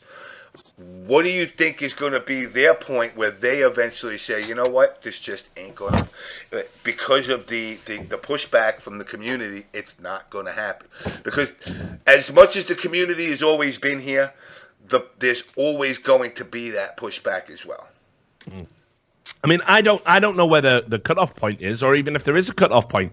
But what these people have to realize, that all the naysayers and doomsayers about the esports and its involvement with the FGC and how FGC should resist the march and how it belongs to us and only us. Here's what happens, right? When we put on an event, we're all immensely proud of what we do, and I hang out with the players and go to like a players' dinner. And I was really honored to get to sit next to Pokechop, like who's somebody I've watched play. I was super psyched for him. We were talking about old horror movies over lunch. The guy's a legend, and it was so cool. We're all happy and upbeat, and the players are happy and upbeat because they've just been on television and they've just done something good, and they've just had a tournament. They've just got a paycheck, and they're going to get to go home and show their. Some cases, they're kids. I'm on television. They're gonna show their disapproving parents who told them not to play video games for 20 fucking years. Look, we're on television now. Right. Turn off Fox News for 5 minutes, mother, and come watch this. I'm on television. We made it, right? So it is a big deal, and everyone gets proud and happy and upbeat, and then you've just got to come back to the shit. It's like having a great one-night stand and then finding out you got fucking chlamydia. You know, it just ruins it in your mind. It just, that night was great. We did it all. Yeah, okay. Fucking piss and puss now. Yeah, what the fuck? Now we got to take antibiotics for 2 weeks. It's fucking so fucked up. And these people do it time and time again. And look, I'd like to tell you that the executives obviously don't see. The executives see everything. Yeah. So again, they're going about the right way about making a network look at other games. If every time we try to do right by the FGC and put on a really good FGC event, right, and really commit to that community, if every time they say it ain't good enough, we don't trust you, fuck esports, fuck this, fuck that, we're trying to keep it real over here. Honestly, there will come a time, because it's just inevitable, where they go look elsewhere. And I don't know when that would be, because I'm the guy who says, no. They're going to get it. The penny will drop. It's going to be fine. There'll be another fighting game who comes across. Because I just want guys like Sajam and Rip and Z and fucking Steve. I just want those guys to be on television. They're amazing. They're so fucking talented. If we don't do FGC, fuck it, I'll try and get them into Counter-Strike. They're that good. Like, they could do any game. I want those guys to be household names. I want them to have careers they can be proud of. I don't want them sat in some small fucking sweltering warehouse with no TV cameras, 20 people on a Twitch stream watching what they do, because it's a fucking... And I want those players who play the game so well to become household names and to make money and to fucking sell T-shirts and merchandise and all. That's what I want for those guys. Fuck these amateurs. So I hope it don't happen. I go to bat for the FGC despite all of my negative experiences every time. I say, don't worry about it. Next time it'll be different. I'll be in that chair. Maybe what I need to do is not put myself in that chair so the FGC and E-League can get along. Fuck it. I'll do it. I don't give a fuck. I'll take 2 weeks holiday and let somebody else do it, and they can have the guy that they think's better, and then maybe they stop crying and they give E-League a chance. Whatever it takes, right? Because to placate this vocal group of like I say, amateur players, it seems so important because everyone's terrified of them for whatever reason. Mm-hmm. It seems so important that we do that. Maybe the only way to actually get them to see the benefits is to give them a few things. Just give them a few things. I would ordinarily negotiate with terrorists, but sure, maybe you got to do it this time. Because there's too much at stake for too many people otherwise. It's interesting too, because like even the audience, like for anyone who has ever actually watched E-League, even the audience are members of the FGC for real. I've seen plenty of my friends in the audience of E-League. I've seen my friends on hosting E-League. And the thing that's so strange is that people always fear things that they do not understand. And they fear people that they don't understand and new situations and, all of this. And I was talking about this on a couple episodes ago when the thing had initially happened with you on Twitter, Richard. And one of my friends, I guess he ain't my friend no more, but I know him from my local scene. And he had come at me because James was like defending you. And I was chiming in on the thread too. And then he was like, Moxie, I'm really disappointed in you. And this, like, he was my daddy. And I was like, okay, wait a minute. Yeah, like, no, it's crazy. What is this? You're disappointed in me for backing up someone's statements who you don't know, but you know me, and you think that I'm suddenly this different person when you've known me for years, and you know how long I've been in the community, but that all fades away when people decide to not like you anymore. Well, that's because you're in. You know what it is. You're in the Chicago chapter of the Klan and Nazis. So that's what it is. No, but I mean, it's actually been really bad. Like Mark Julio will tell you. Like after he came out and tried to say like just a couple of nice things about me, motherfuckers were like literally saying to him like, "Oh, you ain't one of us no more." Like Mark fucking Julio. You know, and talk to Tasty, talk to Sage Jam, talk to Rip. They'll come on your fucking show. They'll talk to you. They'll tell you. People were saying to them, like, you know, you can't associate with Richard Lewis. Like, how can you talk to him? How can you hang out with him? Like, you know, they're not allowed to actually, you know, be friends with me. Like some fighters, some of the people who actually play in the tournaments were very quick to pick up on that. And was signaling that, oh yeah, you know, we hate Richard Lewis and we hate Eleague. You know, Sonic Fox did that. He said, "I'm just here to take the paycheck and then I'm out. Fuck this." And then he pretended like he'd never followed me on Twitter when he did at one point because, like, I knew Rick Fox, who obviously owns Echo Fox, and you know, somebody obviously just got to him and told him a bunch of bullshit, and he realized, fuck it definitely ain't worth going to bat for somebody we don't know. It just makes me sad, right? Because there's somebody I've got no beef with, and this guy thinks I'm a complete piece of shit for reasons I'll never understand. But, like, you know, Mark Julio, Tasty, everybody went through it. Like, if you sit next to me, apparently it makes you a bad person. And, like, they've been under immense pressure to sever ties, you know? Well, put it this way, like, you know, Mike Ross was talking about, this was I was alluding to. None of those guys picked up the phone when I couldn't go to final round, by the way. We'd all arranged to, like, meet up and hang out and have drinks and stuff. And then I was like, I can't go because, you know, I've been advised not to because of the threats. Nobody called me, like, to see how I was or anything. It's like, you know, and it's not that they're assholes or that you know we don't get along. It's like, imagine the scenario: we'd have to meet up in fucking secret in case anyone at final round saw us having a drink together. Right. That's literally where it's at. It's so absurd. It's like what was that? 3 weeks ago when I had my little fucking nervous breakdown, Mel. Yeah, exactly. And we had everything all lined up. It's when I originally had spoke to you, and you know, Melanie had put out a video to talk about the fact that I pretty much just went MIA. Right. And you know what the people's responses were? Oh, well, fuck, man. Where's the show? Do the show without him. Just do the show without him. Do you know his password? She's going, yo, I ain't heard from him fucking 48 hours. I don't even know if he's fucking alive.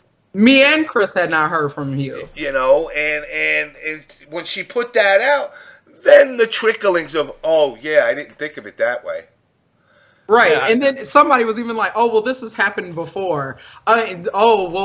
Oh, do you have his passcode? We could do it on my Twitch. Or, oh, I'll host it. No. Like, what? It was disgusting. And when you get to that level, because even, like, with me affiliating with James, or even Chris, whatever, Korn, any of that, people get to this point where the rumors and all of the lies and everything precedes you, and people start to think that you are not human anymore. Exactly. And that real things don't happen to you. Real things don't happen to your family. You know, you don't have a bad day. You're this demonic, like, force over the FGC. It's ridiculous. And people don't think that, I don't know. I guess the best thing is that people just act like they think that we're not human beings. You know, like we're just talking heads on Twitch. Yeah, but they definitely don't think I'm a human being, because they've actually invented a set of rules where it's impossible for me to win, right? Like, they can verbally abuse me, they can lie about me, they can spam my employers, they can fucking tell people not to associate with me, they can print lies about me in magazines, and they can threaten to kill me, threaten to beat me up. Say if I go to final round, they're going to beat me up. Like, and if I simply react and reply to them, you're a bully. I'm the asshole because I have a following. I have a following because I've grinded away for nearly a decade and a half, and it ain't been fucking easy. And I came from nothing. I was dirt fucking poor, you know, and I've worked fucking hard to get to where I am, right? And if people knew about the shit that I've gone through, I mean, it wouldn't affect any of these motherfuckers, because all the people that talk down upon me and call me a bully and all that, they're all silver spoon types. They're all, you know, middle class, or, you know, never had to fucking starve a day in their life, right? And they're gonna talk to me about Niggas, basically, Rick. They're not real niggas. No, I mean, like honestly, like I grew up fucking, in one of the roughest, like in a mining town where the government built houses for the miners. That's where I lived for years. I had a dad in prison doing a life stretch. Like this is why me and Steve had lots to fucking talk about. Our neighborhoods were incredibly similar, even though mine was in the UK and he was in America, and like I've worked so fucking hard to get so Rich. You a hood nigga. Yep. Yeah. Chris. This is what people don't know. Yeah, but like seriously, I mean, I'm covered in fucking scars. I used to be a doorman. I got like hammer scars on my head, and people put bar stools in my head. Like I had to fucking hustle to get through. I paid my own way through fucking college. I had to hustle money to get through that because ain't no one paying for me. Ain't no scholarship for me. Right? Like I really had to work fucking hard, and then esports gave me an out. And even like in 2008, I was couch surfing. I was ruining my friend's marriage by sleeping in their spare room, and I had no money. I had £40 a month to live on, so that's like, I don't know, like $50-$60 a month in disposable income to live on, and I spent it on booze when I could. Forget your problems. Yeah, and I kept thinking to myself, like, esports is going to be my fucking salvation. It's going to get me out of here. And I went through all of this, and I'm like, I said it. I did a big twit longer about it the other day. Like, this might be the saddest thing a grown man ever said, but actually, some of these losers that constantly attack me, we do have one thing in common. Like, I gave myself completely over to this. Like, ain't no kids, ain't no wife. My girlfriend of 5 years broke up with me when I got this job in America. I was like, hey, baby, we made it. I'm going to be on American TV. And she went, well, I ain't coming. So, wow. I moved out here with no friends to do this, right? And, no support network, just jumped.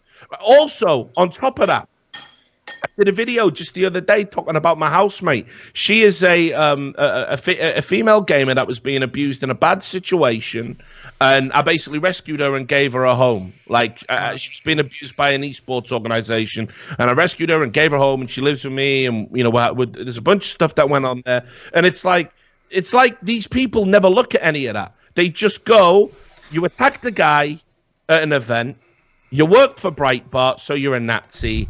And I can't even remember what the third thing I meant to have done is. I don't even know what it is. Like, but there is a third thing. And it's like they take all of that and they've literally just created a series of rules based on those three things where it's like, I am not allowed to even acknowledge that they are shitting on me or I become the bad guy. It's like, really? Is this how it's got to be? And it's just not fun anymore.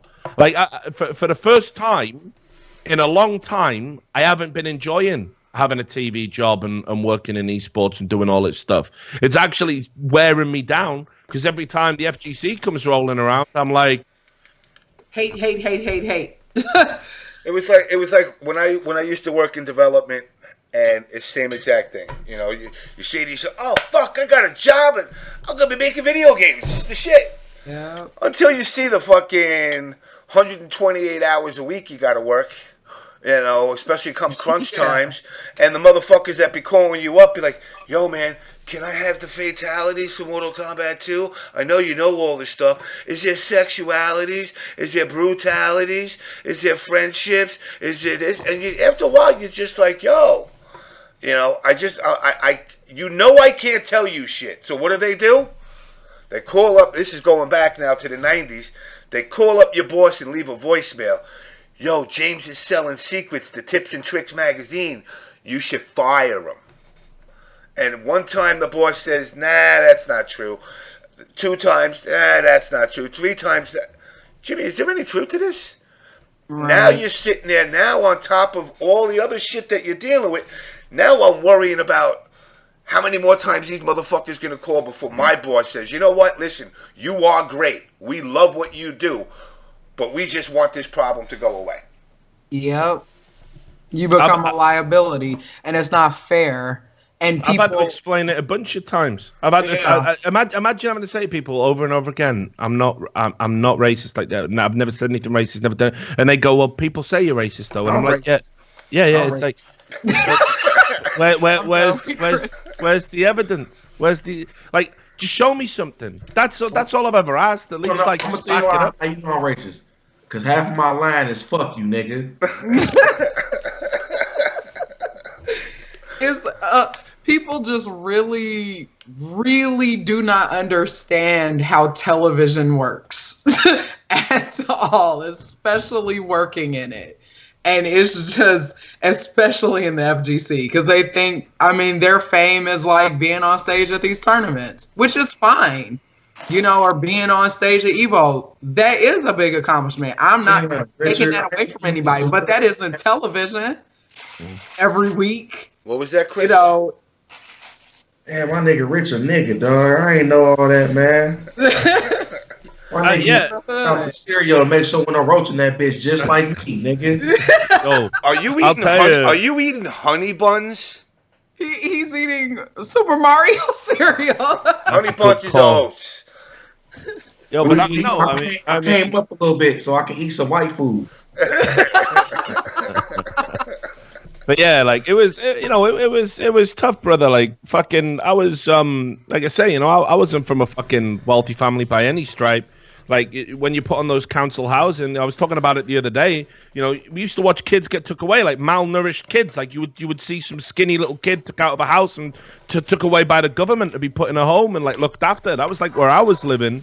It's like it's fucked up, and then people are like, he's this fucking esports guy, like privileged guy. I hear the word privilege get thrown at me all the time. Like, yo, where was that fucking privilege when I was like 9 years old? Me and Melly talk about that all the time. I'm like, yo, All people, the time. people be saying I'm privileged. I'm like, yo, Yeah, I wish I was privileged. And I even get tossed the privilege thing because I'm pretty. And so it's like, You know your little light skinned ass is rich.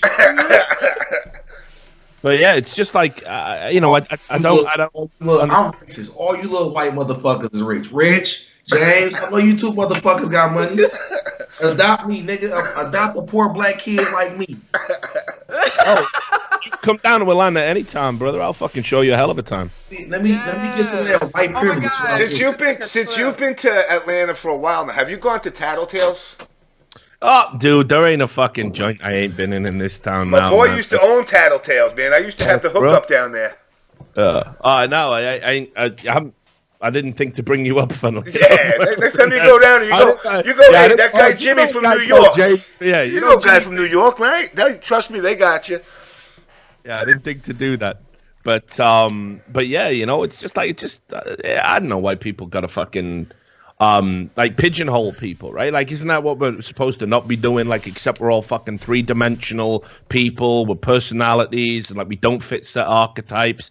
And yeah, I've just been put into this fucking box of like, you know, oh well, he's a white dude. You know, he's obviously come from a privileged background because he's in esports, and actually he also thinks he can get away with anything, and there's never any consequences for him. When actual fact, like, pretty much since 2015, like every day is just a fucking like absolute nightmare. Like I just wake up like, well, what shit's gonna get said about me today? What hit piece is gonna get wrote about me today? Who's going after my job today? Keep in mind, I'm a fucking immigrant. I'm living here out here on a visa. Right. Right? Like if I lose my job, I lose my visa. I have to go back to the UK. I think I'd rather die. Actually, the UK is fucking. Like, fuck that noise. I want to stay out here. I want to stay out, you know, like, so. You know what you got to do, Rich?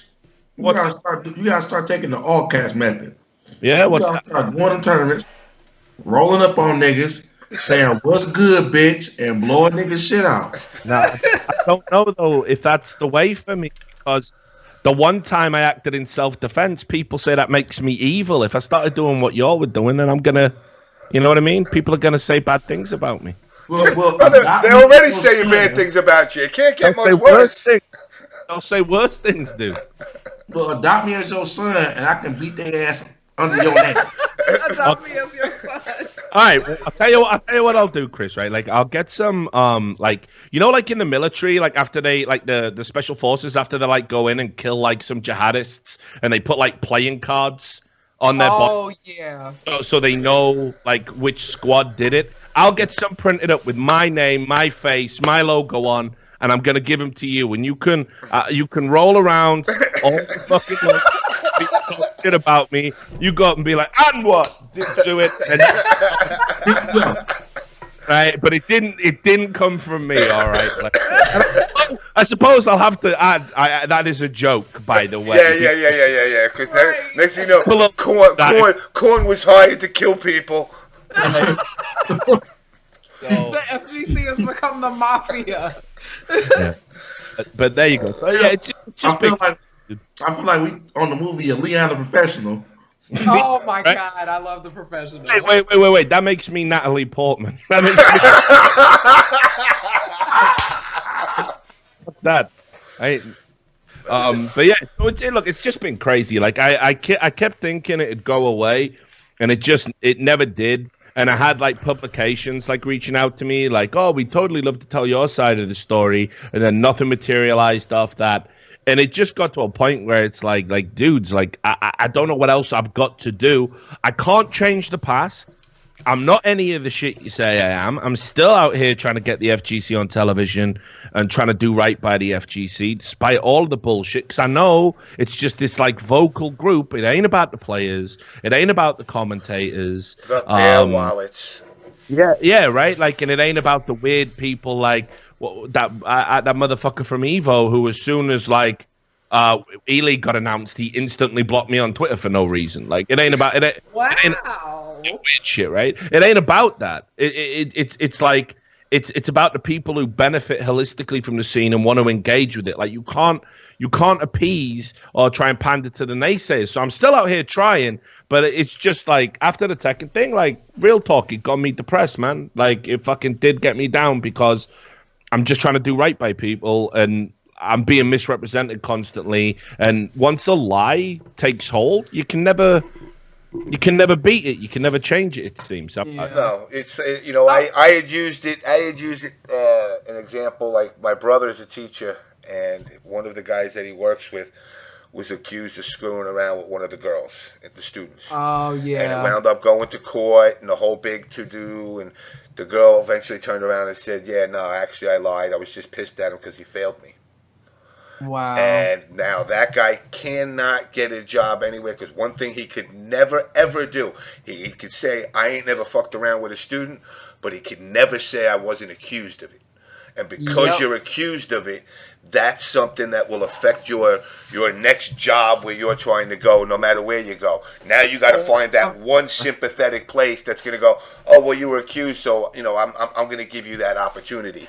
Versus he was very qualified for the job, but because he was accused, that's it. And even like with me with the show, Melanie could tell you, the minute I brought her on as the co-host, man, she was like, yo, you were right. All the people that turned around and you said we're going to say I'm fucked up, they're like, how could you talk to him? He's racist, he's this. Yeah. I could marry a black woman, have myself fucking 25 Spanish and Asian kids, and they still call me a racist. Yeah. Also, you the director of Star Wars then. Oh yeah. Okay, so someone asked this earlier, Rich, or really like 2 minutes ago. They said, who blocked you on Twitter? Was it Mr. Wizard? Or that's the motherfucker. Yeah. Oh wow. All right. I gotta crack open another bottle of wine. Hold on. All right. But yeah, like, so I don't know why. I don't think we ever interacted. Like, but I think you don't need to. Yeah, it's weird with him. Yeah. Well, what's the story with that guy? Is he okay? Okay, Mr. Wizard. Okay. Let me just have a look at this guy's face, by the way, because that always helps, right? It helps when you're telling a story. Right. Never mind then. Yeah. Is that really him? No, shit, dog. Yeah, it is. Really oh dear. All right, yeah, go on. Yeah, I mean, like, I've competed at Evo, I've ran brackets at Evo, lots of stuff. Yo. When I became a part of OBS officially, he acted completely different towards me. And I knew that he knew who I was because I was supposed to work for Evo last year. And I went in, because you could usually, like, go and just, like, see how the room is. And he had come, I had gotten my badge, my staff badge or whatever, and went to the front door. And I was like, oh, I'm here to just kind of like see what the room looks like before the event. And the security lady was kind of like, oh, well, I'll have to ask. She had went and got Mr. Wizard, and then he came up and like stood in front of the door like he was like the guard of the doors. And he's like, oh, well, you have to come back tomorrow. And was just like ultra rude. And he had never been like that to me previously. He had helped me get my badge one year when had been nice to me previously. It's so far, baby. Huh? It's our fault. It's so far for getting in the bed with James. Right. And then realize that? Think about it. Evo, they acting funny. At Frosty, they acting funny. They acting funny, exactly. You know what? I need to stop fucking with y'all because it might be me next. Too late. We're too late because Corn already stole all kind of Game Boys and GameCubes at Apex 5 years ago. And tournaments y'all ain't never been to. Right. But it's, and it was so weird because he was like drastically different. I remember calling James and telling him about it. I was like, this is so weird because he was so rude, like blatantly rude. And I was just like, okay. And I like laughed about it and walked away. But it was just like, I would have punched that nigga right there. Well, you know what? Listen, like, I mean, right, this much y'all give to Mr. Wizard. All right, the Mr. Wizard hatred towards me. Again, episode 49. We were calling out Keats. I had Homeboy Tyson make that rap video. Yeah. Not knowing nothing about Mr. Wizard, with the exception of him saying shit to people on Twitter that, I gave a shit about, very condescendingly. And I had put the video out, and it put him in a, I guess it's called a Hot Pocket surprise, with Keats, and again, it was done in satire. It wasn't to be a jab at them and like really like hurt their feelings and, but you did. But I did. But I did, at the end of the day. And I own it. I wear it. And I still, to this day, I don't care. Listen, I wear it as a badge of honor. There you go. Don't give a fuck. But it's okay for them to say awful stuff about you. They hope that you die of cancer and all. They hope people. I got ribs sticking. I got ribs sticking out of my chest on one of my shows, and they're in the chat going, "I hope you fucking die." Yeah. That's what I do when niggas say shit like that to me. Just guess. I mean, you know the answer. What do I do? Raw nigga shit out. Shit to me. I can't believe. So what is like? People know that they said that shit, and that's okay. Oh yeah, that's okay. Right. Oh yeah. That's okay. The awful shit people have said about me, it's cool because it's me. It's but I'm trying not to laugh while you're telling me this story about this guy because I'm looking at a picture of him in a fucking giant like Street Fighter onesie or something. Check this. Like, let me just put it in the chat field. Like, I ain't gonna lie. I thought he was gay. He is gay. He is gay. That was the problem. That's the problem with my video of. All right, Melanie, I'm gonna do this only because I know you got the ability to block things out. All right, so basically, Richard, what a Hot Pocket surprise was. I was gonna say I didn't know what that was. Yeah, I created a Hot Pocket surprise. Wait. What? Oh yeah, that's him in the onesie. Richard. Yeah, that's him. Gay, if it's too gay, I don't want to know about it. Don't worry. I created it, dude. Don't worry about it. I created it.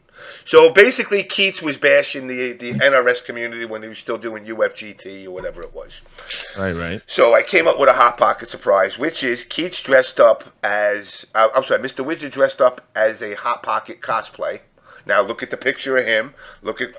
Imagine him dressed up as a Hot Pocket. Getting banged from behind. and farting the cum into Keats' face. Hot pocket surprise, i.e. So it was a little out there. I'm not going to deny it. I got a warped mind. But again, it was done totally in satire. But now all of a sudden, you're homophobic. And I go, well, wait a second. James, dude. Yo, I know a little thing about Satire, dude. I used to edit a satirical magazine. I'm not sure that's... Yeah, well, here was the problem with it. I didn't know what his sexuality was. I didn't care because it was a jab. Because at the time, he was being nasty to a lot of people, and Keats was being nasty to a lot of people. And it was my way of saying, fuck you, you want to embarrass other people, I'll embarrass you. Okay. But you weren't aware of his sexuality at the had time. no idea.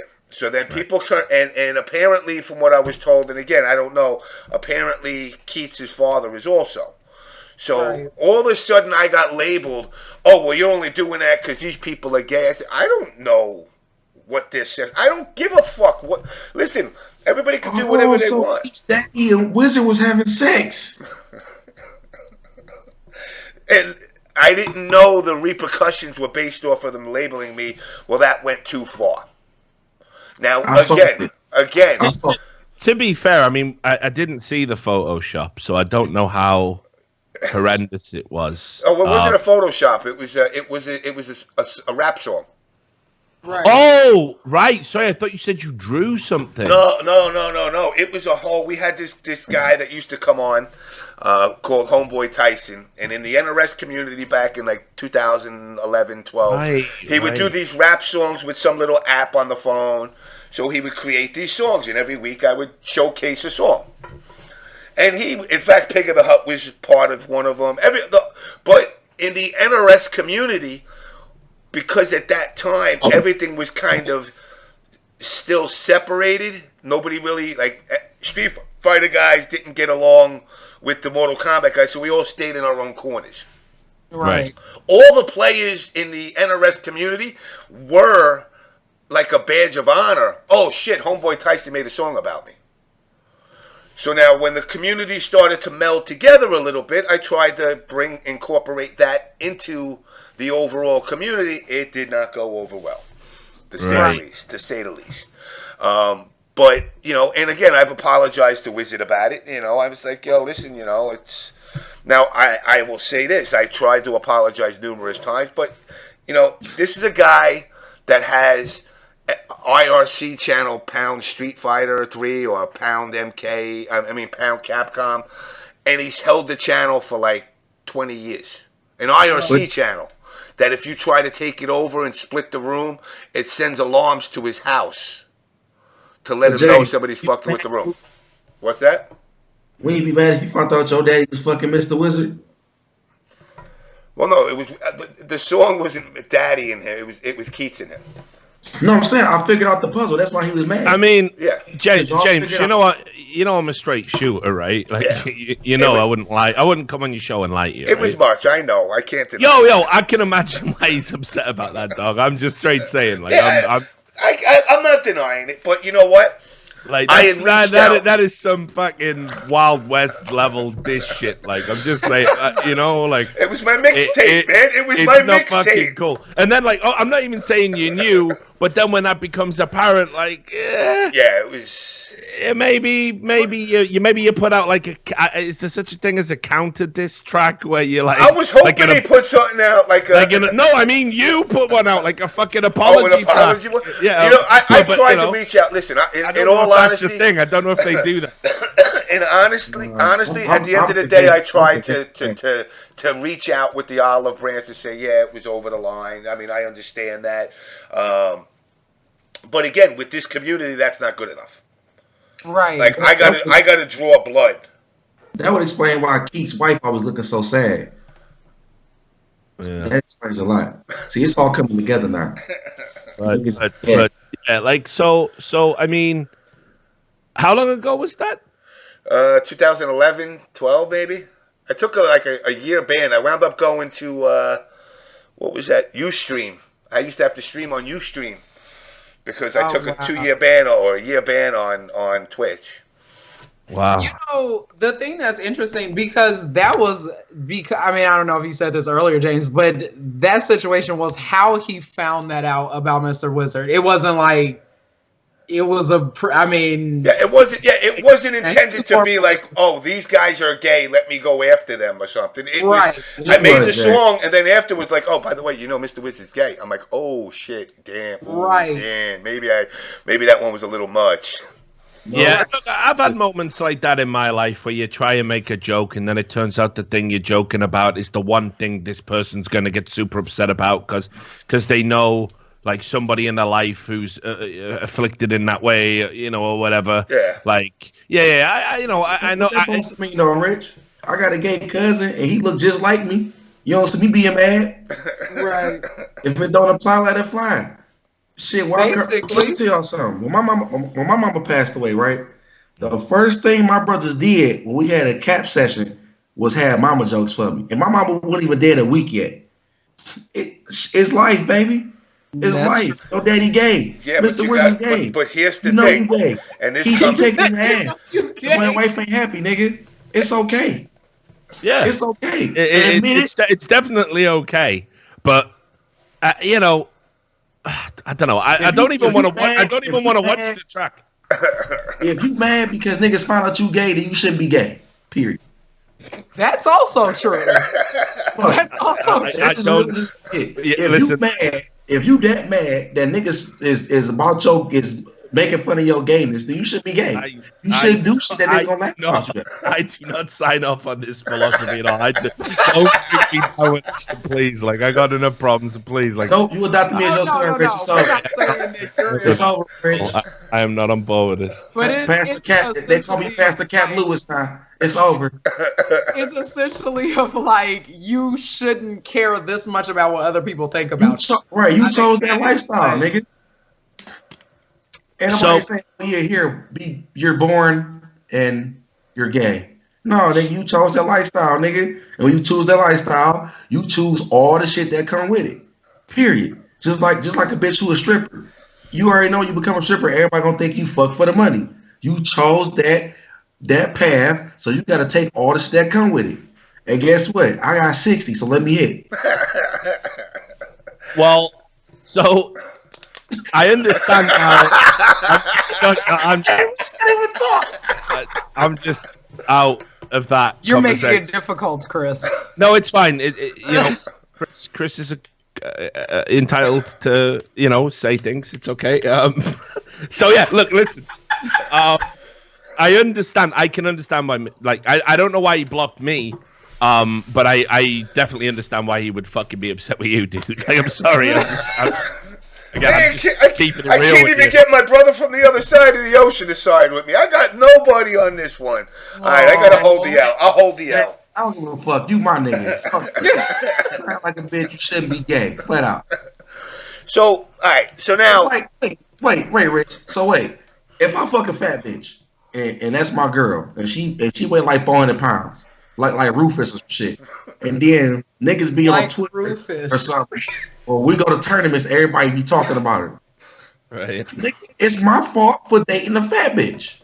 That isn't the same. It's the exact same.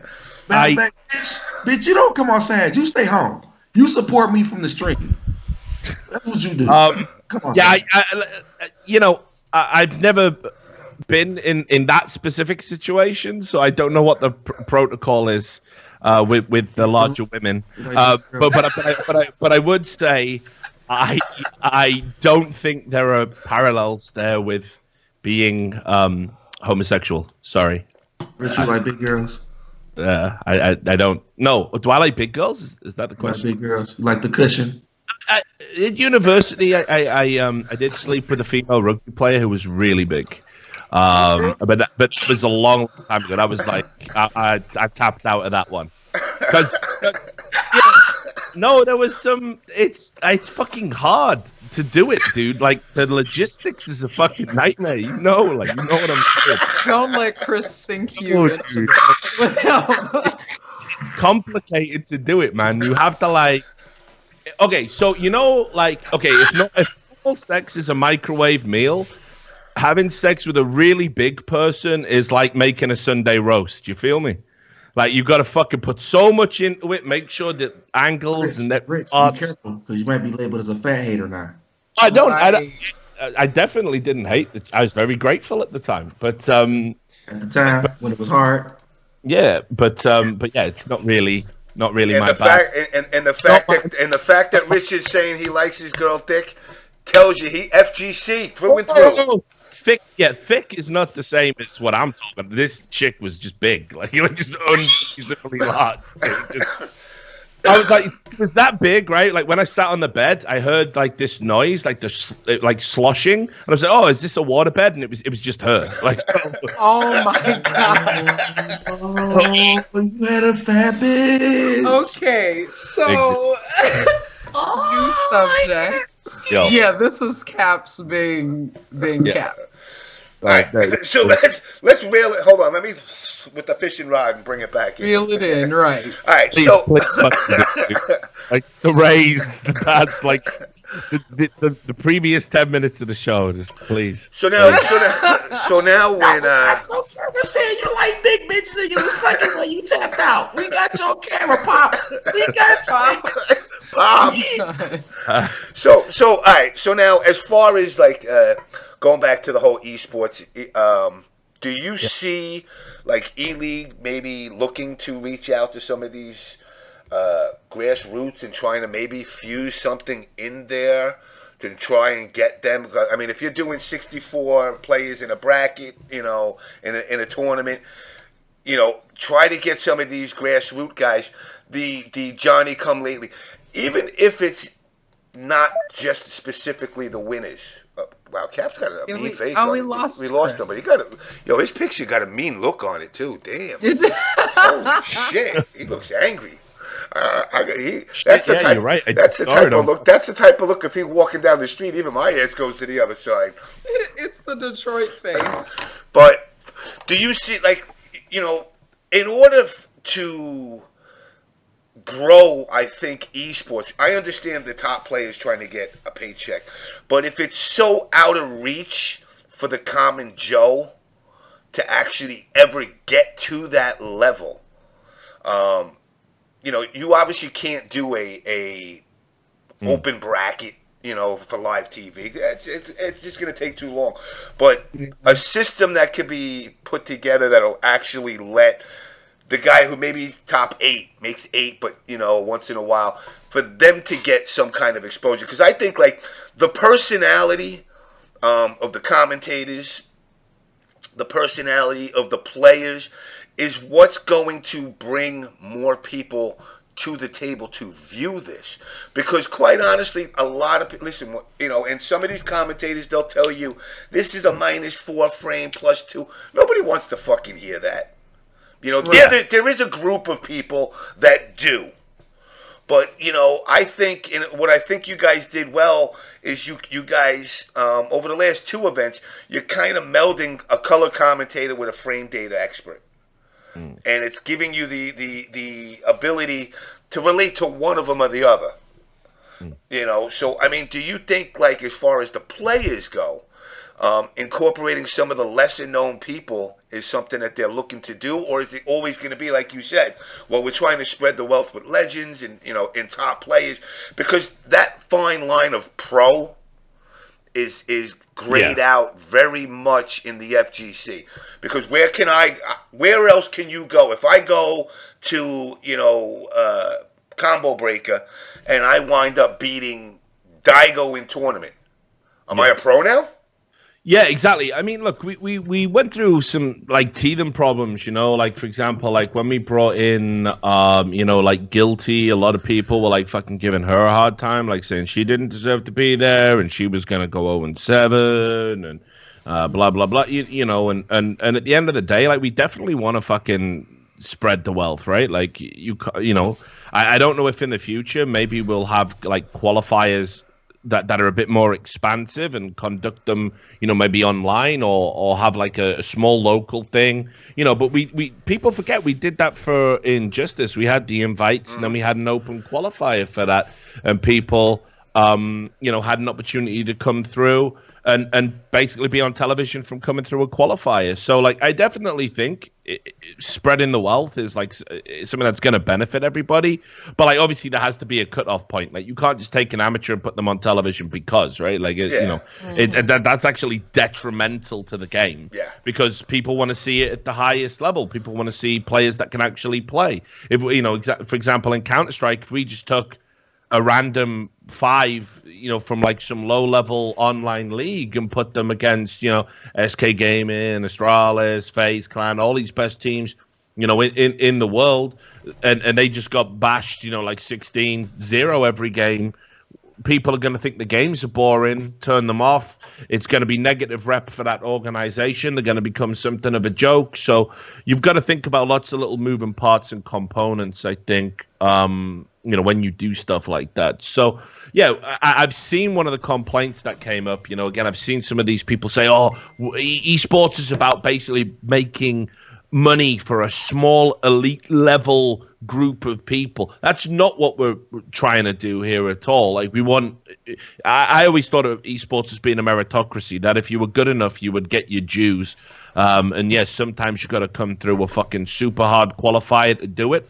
But again, we've seen people literally do that repeatedly in esports history. So I think spreading the wealth will inevitably happen as long as the format's good. So we do pay attention to that type of stuff. Now, you're more in tune with, obviously, like the Overwatches and obviously the Counter-Strikes. Do you see, like, one of the things that the FGC is notorious for is fake teams? You get team. We had a player that I was sending to events that picked up a sponsor, and the sponsor says, "Yeah, I'm going to send you. I'm going to do this and this," and then he hits him back up a couple of weeks later. Well, we're trying to raise $100,000 before we Is can that start. Pick of the Hut in the stream? Stream of the Hut, yes. I'm sure he's monitoring everything I say very closely. Of course. For his high, powerful friends that he's going to talk to have me removed from every job that I work moving forward. Oh, God. But as far as outside of the FGC, I mean, do you see a lot of these, Johnny-come-lately teams that come up and, or has that process already started to get filtered out? I don't know too much about that, kind of side of things. Like, I think it's like, hang on, just be a bit more specific. Which part are we talking about being filtered out? So, like, all right, these Johnny-come-lately teams that aren't really teams. Like, I mean, we have Echo Fox, we had Splice, who already left the scene. Yeah, I don't know about that. Here's what you got to remember. Like, so yeah, you've got these Johnny-come-notly teams, but then some of them, it's just bad business models. Like, every organization is going to take a punt on a game. Like when Smash had that fucking documentary that came out, all the mainstream esports organizations were picking up Smash players. They didn't know what they were fucking going to get.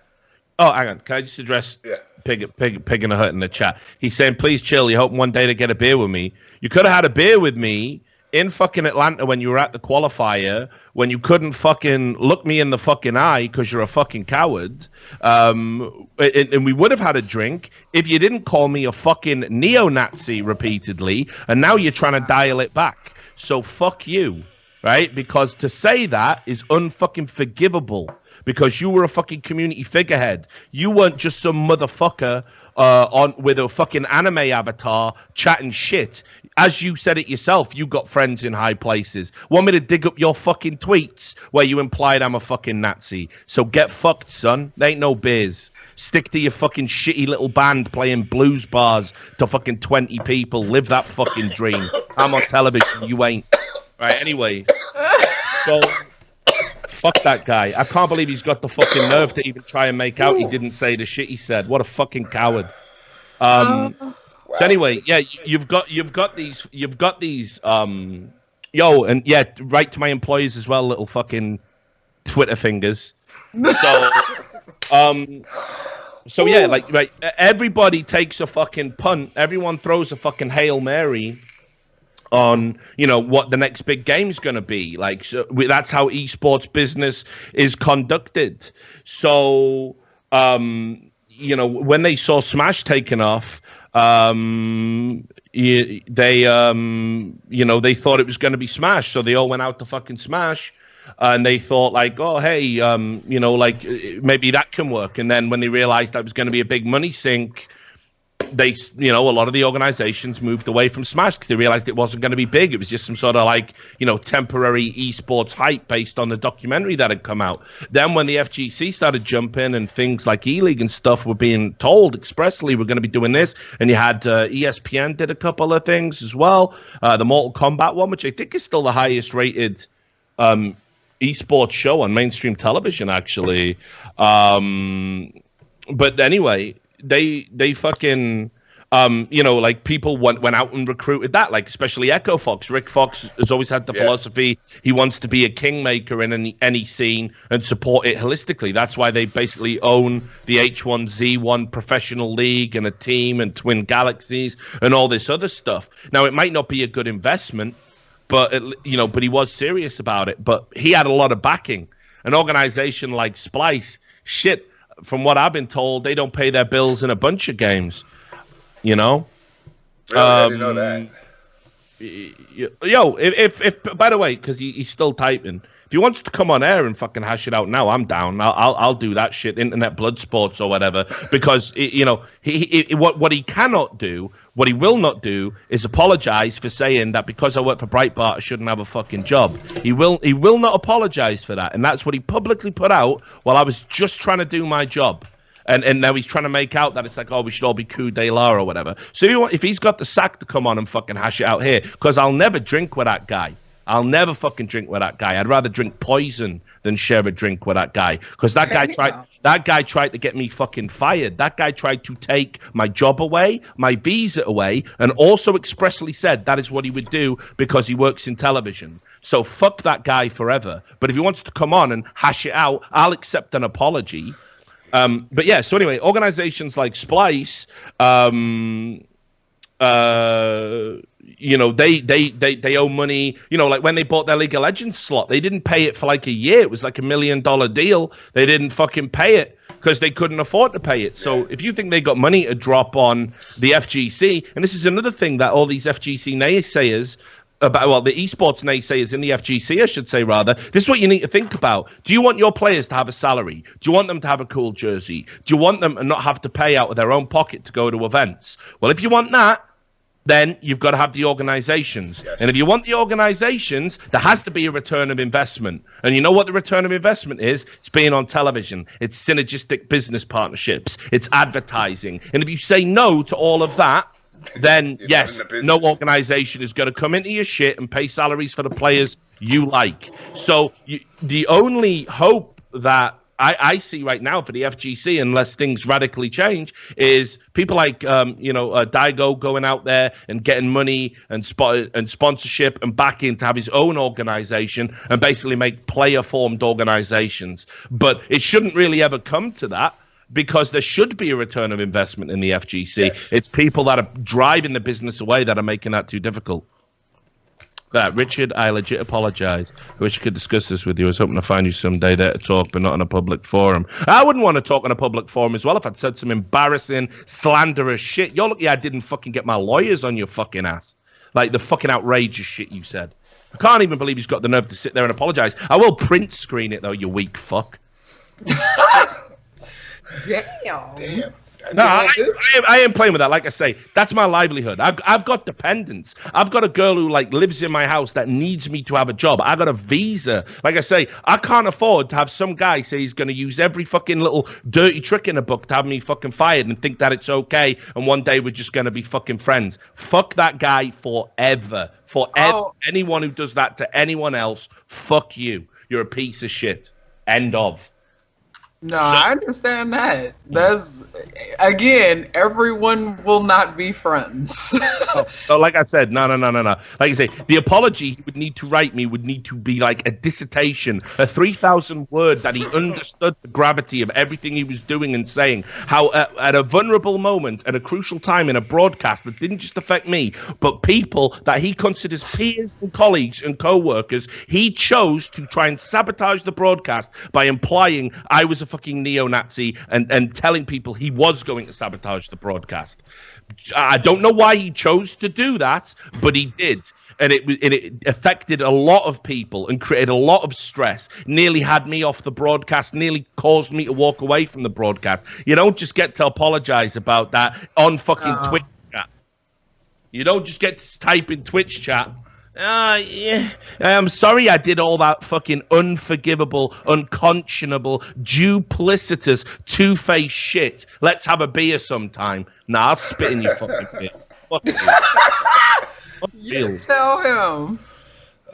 Yeah, Anyway, yeah, so basically just to summarize, unfortunately, one of the reasons the organizations don't feel they can stay in the FGC, the mid-tier organizations, not the ones that can burn money for fun, is because they don't see the ROI. And the reason there ain't no ROI is because people keep like trying to be like, hey, let's be grassroots. You need a pro scene and you need a grassroots to be separate so organizations can come in, support the pros, leverage what that brings to the table, leverage the viewership, and then, you know, we're all good. Like, but unfortunately, the amateurs want to have too much of a say in what happens in the pro ecosystem, and it just shouldn't be that way. So now let me ask you this: as far as the ROI, when you look at the FGC, we're console based. That limits the advertisement mightily compared to the Counter-Strikes because you're dealing PC based. So you got Intel, you got AMD, you got Nvidia, you got Crucial, you got all of these computer part manufacturers that can actually have a return investment for them putting money in. But when you go to consoles, you got PlayStation, you got Microsoft, you got Nintendo. Yep. That's it. Now, you could sell trinket sticks, you can bring not Mad Cats no more, but, Quamba or any of these companies, the level that would be invested in is very limited versus PC, where you could have all these companies coming. Now, you could, we've always said, we joke around, deodorant companies, now Old Spice is trying to put their 2 cents in. Because we all know most gamers don't shower.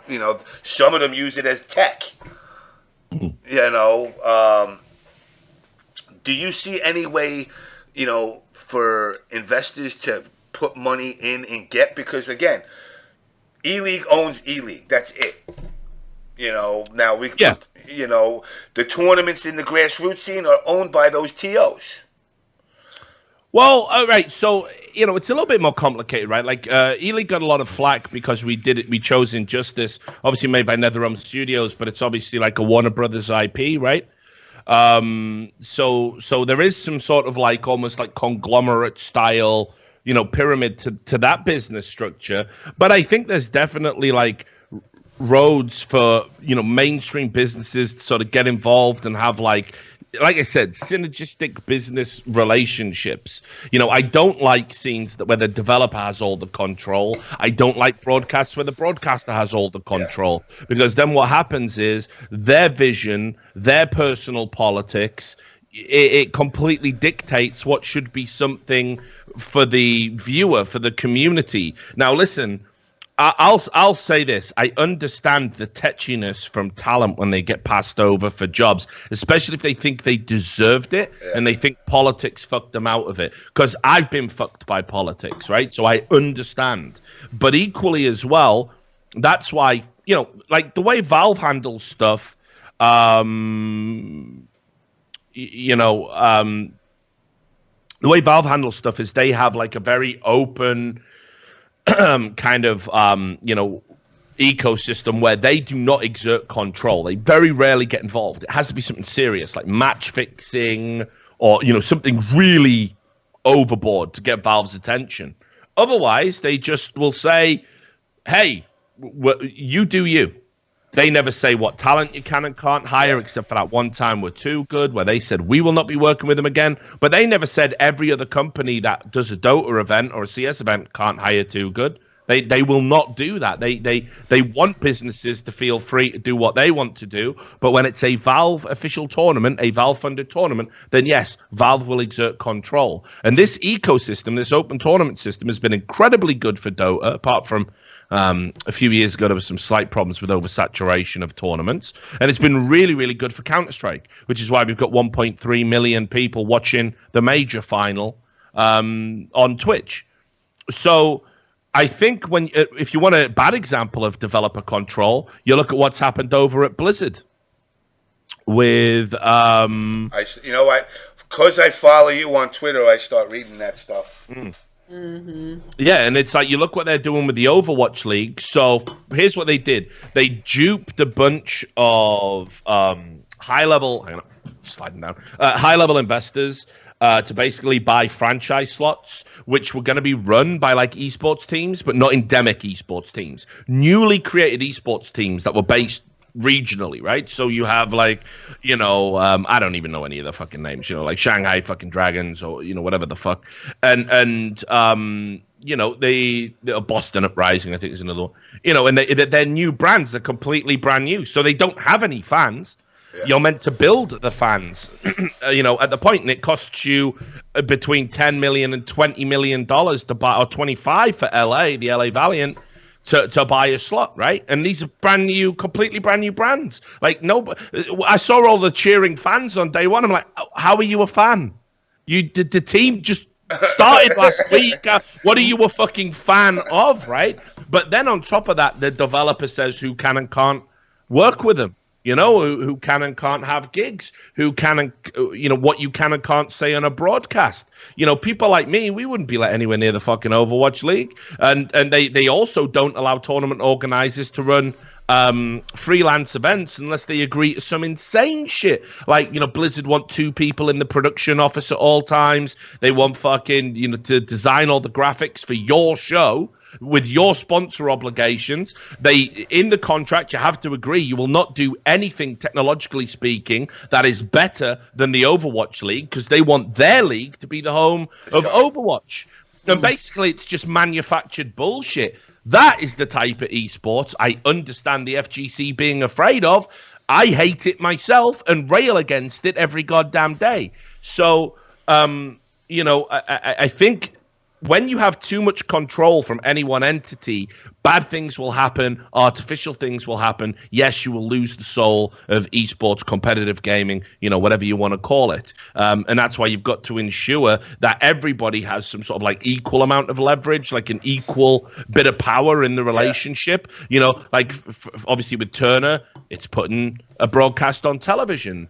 But with Valve, it's like, well, it's all right, intellectual property. And then down here, you've got like the organizations and the players saying, yes, but we have all the fans. If we don't come to your tournament, no one watches. So that affects everybody, right? It's like a little triangle. That is a great relationship where everybody can get something out of it. If one entity has too much power, it's a very bad environment. What's your stance on player unions? Oh, I should absolutely have them. I think, unfortunately, there are too many entities that will look to exploit players for the reasons we've just talked about. Mm-hmm. Professional FGC players. I can't imagine what it's like for them, because it strikes me as a very like an emerging scene, so a little bit amateurish. When I covered console Call of Duty, I was hearing about contracts. And I was like, okay, where's your contract? And he went, well, I agreed over Twitter DM. And you're like, what? You agreed to a salary via Twitter DM? And he went, yeah, look, here's the DM. And it was like, literally, we will pay you $1,000 a month or whatever. Do you accept? And underneath, yes. And you're like, yeah, guys, I don't know how to break this to you. That's probably not a legally fucking binding contract unless you get yourself an incredible fucking lawyer, and we're going to be jammed up in the courts for a long, long time. You might have to take the fucking L on this one. See, one of the things I noticed about the contracts that early on in the FGC was they infused a non-compete. Like, all right, we could fire you for farting too loud. Any reason we want. But you can't quit. And if you are deciding to leave to go to another team, that team has to pay you. And it would be like in Essex of like $25,000, $30,000. And go, wait, you're paying the guy $800 a month. And right. And you're going to take triple that. So in other words, what you're telling me is you are hoping you got a player that you can groom to do enough that another team wants to get him. So to force that other team, if they have money, to pay you out and buy a contract. Yeah, so I mean, like you get these unbelievable situations where like an organization doesn't pay a player for months at a time, like 3 fucking months or something, and then the player goes, "Yo, I ain't making no money. I want to get the fuck out of here.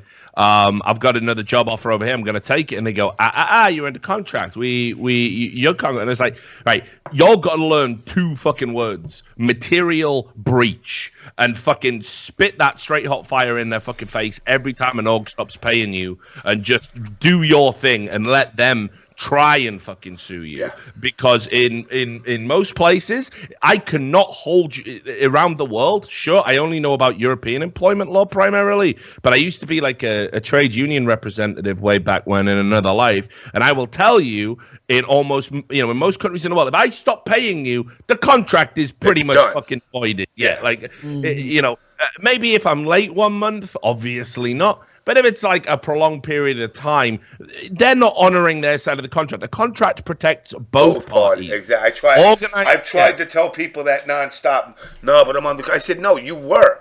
The minute they stop paying you for 3 months, your contract is done. You got your get out. You got your get out of jail free card. And it's ridiculous because, it happens all the time to players. Like, I just dealt with a situation today. Players reach out to me all the time. I'm like, yo, this is definitely material breach. They're threatening to sue you. Let them fucking sue you. You probably ain't going to get the money, but you ain't going to get sued neither. They ain't got the money to pay your ass. They ain't got the money to pay a fucking high-powered lawyer to come in and sue your ass. Exactly. For what's left on the contract, which is obviously what they would owe you anyway. So it's utterly absurd. So I think the first thing you need good representation for players. All the agents I've seen so far in esports are sleazy fucks. Yeah. They'd rather represent the teams because that's where the money is than represent the players, because obviously 10% of a $1 million sponsorship deal is a lot better than 10% of negotiating a player a $4,000 a month salary. So that's where they tend to go. But, there's lawyers who will do pro bono work for players. And there are some players now that are branching out into like agency. Don't like some of that. But player unions, the reason you should, here's how a union should function for all players. You should all throw in your membership to the union, $50, $50 or whatever. Right? And then that money goes into a pot. And then if one of you gets wrecked by an organization or a tournament organizer not paying you your prize money, you say, I need a lawyer. It's time to lawyer up now, and it's going to cost me this. And the union goes, sure, we got this money because everybody put in. And now it's your turn to benefit. And you take the money out. I mean, this is literally how it works in Europe. You take the money out, you put the lawyer on a retainer, you go after the people that need to go after, and everyone's still throwing in their membership month to month all of the time, so the pot's going to build up again in time for the next player that gets fucked. But the second thing that has to happen is if a tournament, especially a tournament, doesn't pay players, you as a fellow player should threaten to pull out. Do not go. Do not attend, because then those tournaments are fucked. You as a player are the big draw. I ain't tuning in to watch amateurs. I'm tuning in to watch the best. And if the best ain't there, I'm not going to watch. Yep. That's how it works. And if people don't watch, the sponsors start to pull out. And you will start to put immense pressure. But if you stand by each other, you will get shit done. But players get afraid. They don't like to fucking withdraw their labor, And it's like they get terrified of that prospect. A good organization wouldn't want to send you to a tournament organizer that doesn't pay its players anyway. Yep. Where's the benefit? All that outlay for what? No prize money for the player. It's a ridiculous racket, and people need to start coming together a little bit more. It doesn't even need to be a formalized union, because legally in America that's a little bit tricky. We're starting to find that out in Counter-Strike and Overwatch. You know, this is the thing. Now that you mentioned that with Counter-Strike and Overwatch, do you think the union should be broken down as a professional gamers or specific to titles? Because see, the whole United We Stand, I think if all professional gamers, whether it's League of Legends, Overwatch, fighting games, whatever, if they collectively form a union. Because at the end of the day, right now, those games are dealing with those issues more in the front and center versus the fighting games still trying to figure out how to get out of the crib. Yeah, you know, exactly. That's where we're at right now. I think there's so much fundamental stuff. There's so much fundamental stuff that has to happen in the FGC first. I mean, again, the FGC it's having an identity crisis. You know, it's like you've got to get that bit right before we start talking about fucking unions and money and all of this stuff. You need to decide what you want to be. Well, see, that's why that's where I feel like if there's an infrastructure around esports that makes players feel like there is a blanket. You know, I got this guy GGD forever asking me, would the union pay for health care, retirement due to the union should obviously.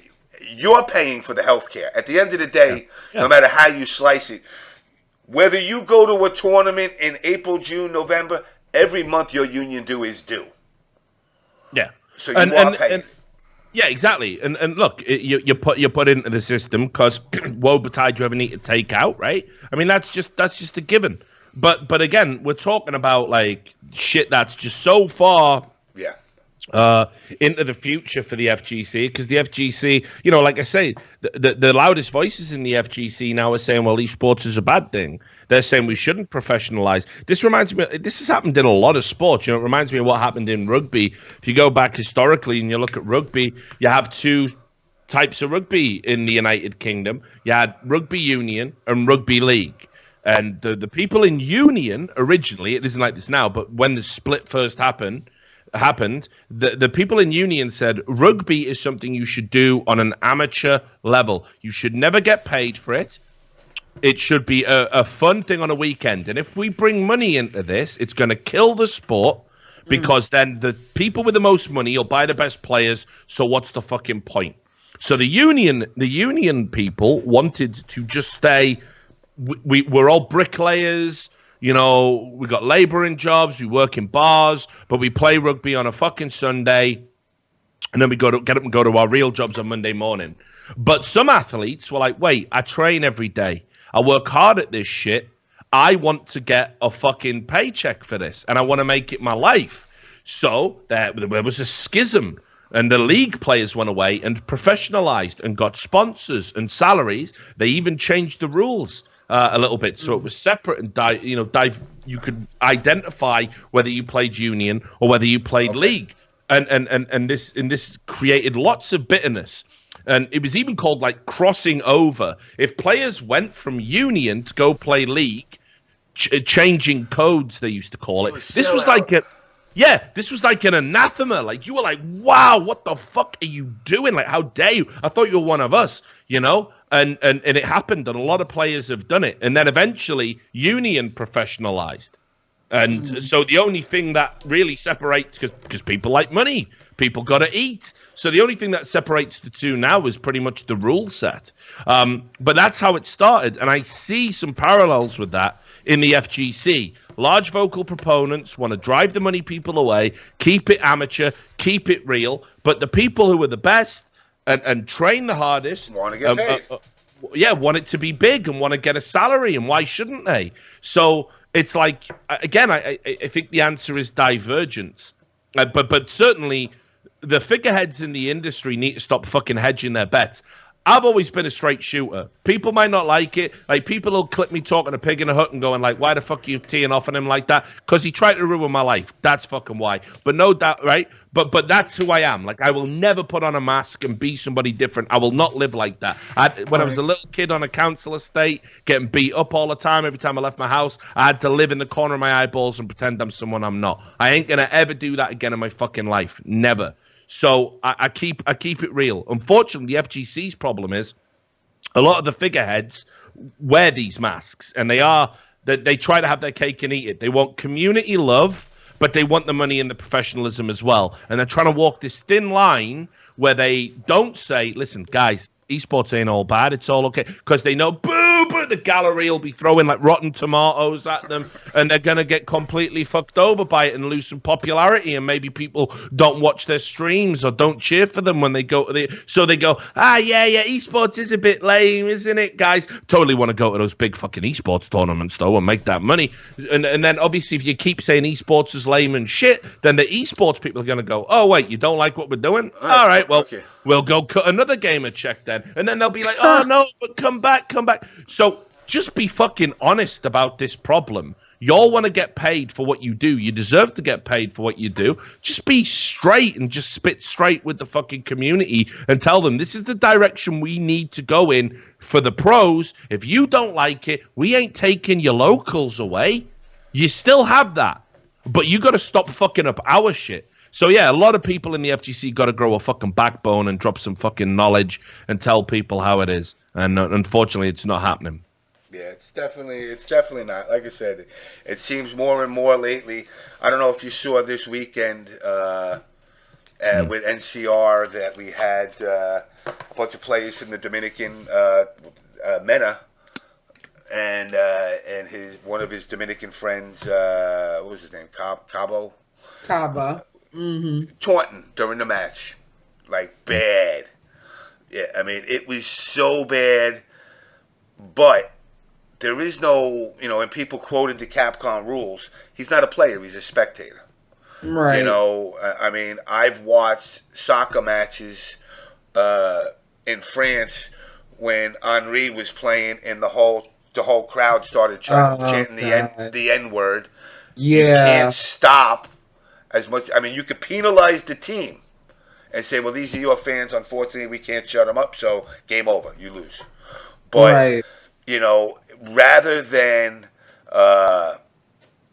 try to alleviate the situation, like you said, the Twitter people, these fucking monkeys, I mean, they want to say it wasn't racially condemning them at the same time, but it was clearly it was. And here's a guy who is America's only attempt of actually being productive against Japanese players, and you're calling him and his friend a bunch of monkeys. Literally.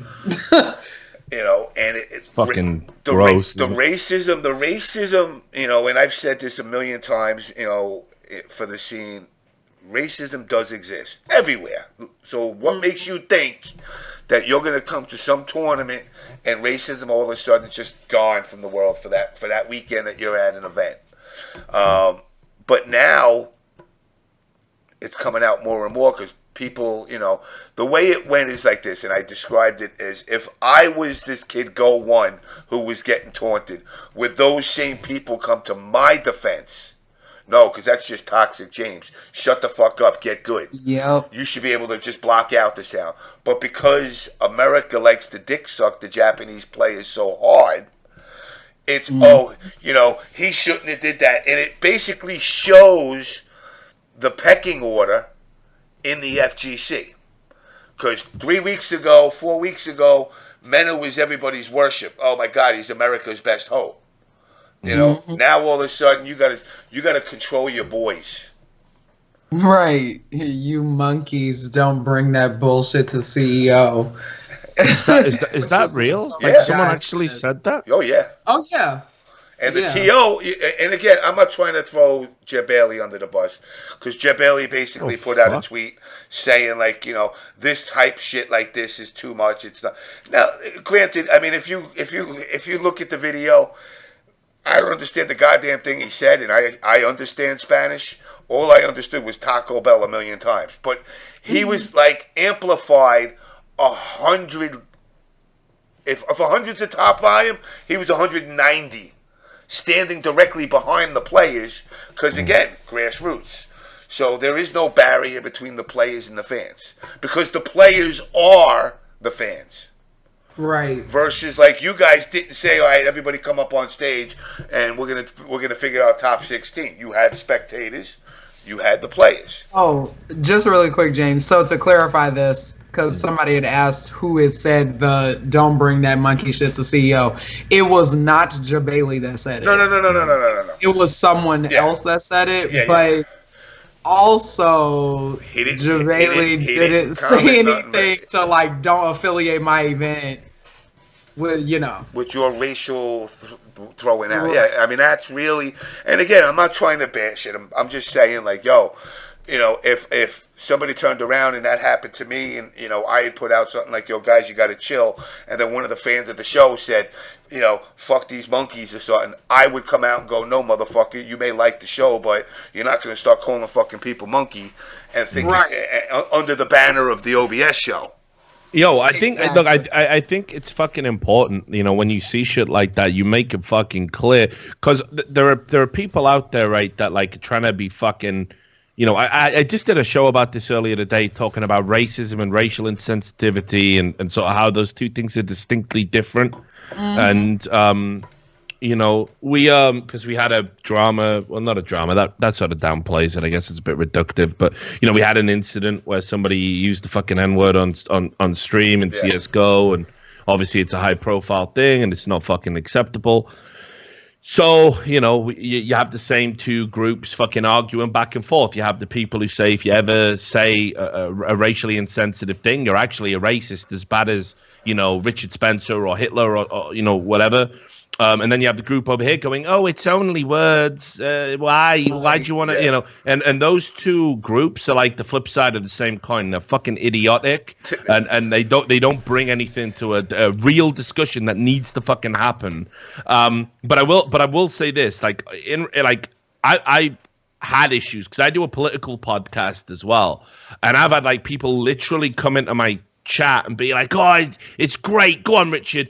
Have a go at Muslims and stuff like that. And I'm like, that isn't who I am. I don't believe any of that shit. So please, like, fuck off. I'll stop the show. I'll immediately ban them. I'll call them out. Like, I do not want any of that type of person anywhere near me. I do not find anything interesting about what you have to say. Like, I do not want to get to fucking know you. I don't want to give you a second chance or the benefit of the doubt. Just get the fuck away from me. Like, and if you think I'm like that, you don't know who the fuck I am.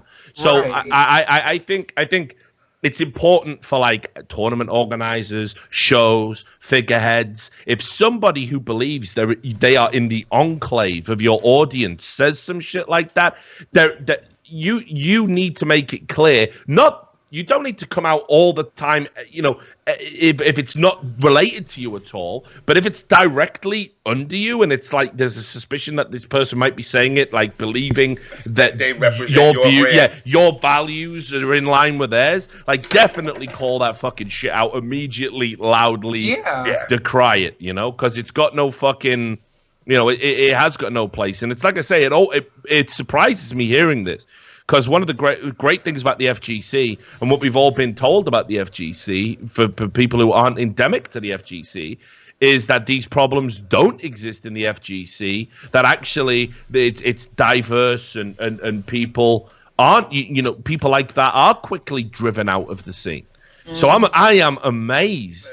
Yeah, I'll give you an example. I'm not going to mention names of people, and I had mentioned it to Melanie the other day, actually.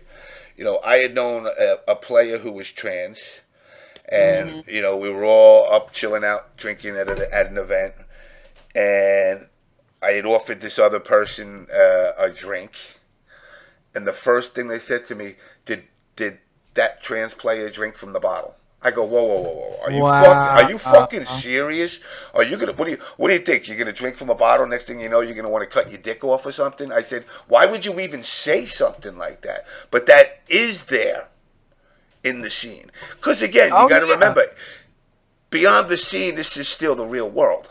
It's an escape from it, but I've been to, just really quick to interject, that reminded me of a situation that I experienced. This was like oh my gosh, I think this was like Vanilla Marvel 3, and I had gone to some local event, and because people will sometimes, well, not even sometimes, people a lot of the time will think that I'm not black or that I'm like not all the way black, so they'll say like suspect stuff around me and then get cursed out. So anyway, I remember it was at this Marvel event, and these group of dudes had said something about these black players, and they were like, oh, well, you know, because all the black players that come around are dirty. And I was like, you know that I'm black. And well, no, you're not real black. Right. Yeah. Right. I mean, people are just off the wall. And that was in real life, not over the internet. So, I mean, so people be off the wall. Yeah, I just don't get it, dude. Like, I've never I just never ever understood it. I've never understood the mindset you have to be in to even, fucking think that way.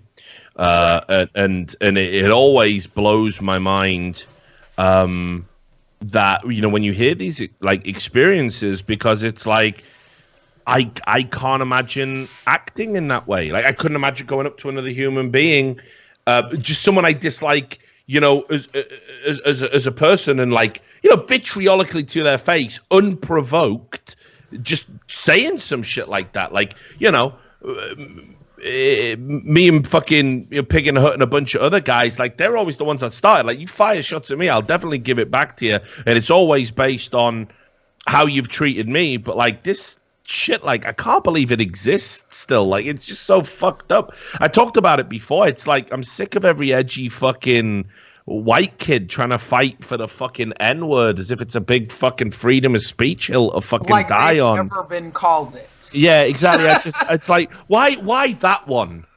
You know, out of all the words throughout fucking human history, why is that one the one you want? Why? I don't get it. I don't understand it. I can't abide it. When people say it in front of me, it makes me fucking uncomfortable. You know, it's just not it's not something in my vernacular.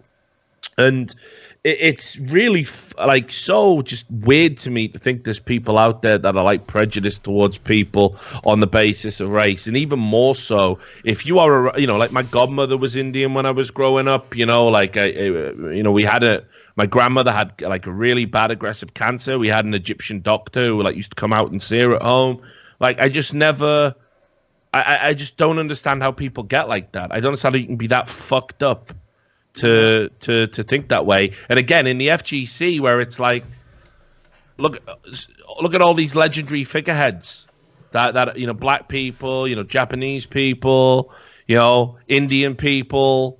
How do you fucking think that way and be part of the FGC? I don't know. It's just horrifying, really.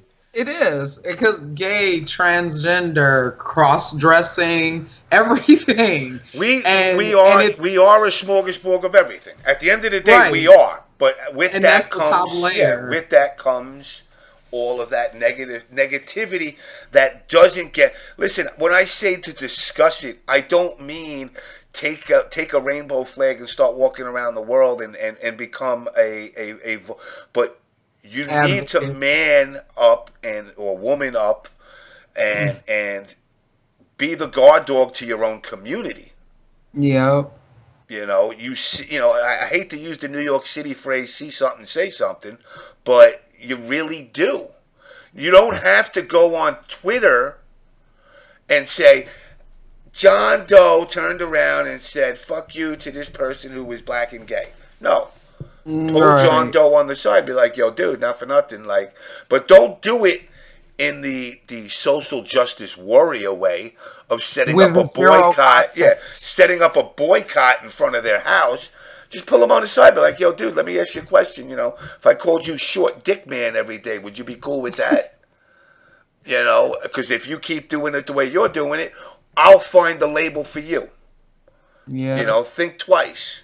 And that's really what it comes down to. Is just think twice. You know, if you know that I grew up with the do unto others how they do to you, or how you would want them to. Doesn't always work out that way, but like Richard was saying with Pig, I've never drawn first blood. If I'm your fucking Rambo, I never went after nobody until you came after me. Now, you know, and I've told this to Melanie before in the past. If you punch me in the face, don't expect me only to try and punch you in the face. Because I'm going to punch you in the face, destroy you mentally, and break your fucking legs. Why? That's my way of saying you crossed the line and hurt my feelings. I don't want you to do it again. Now, if I do all that and you come at me again, now you're starting a war. Right. And and everybody knows I'm good at making wars. I'm not great at making peace all the time. I usually let people do that for me.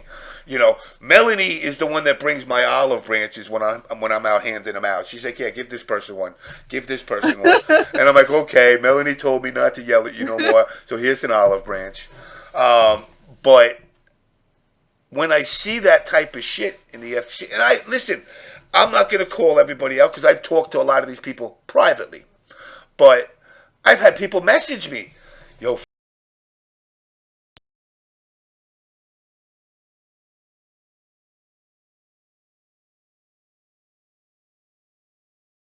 I've spoke about this. You know, I had people commented on videos, James, you said that word, you know, and it's like, you know, I play the game of, oh, well, I have the pass, Korn gave it to me. But reality is this.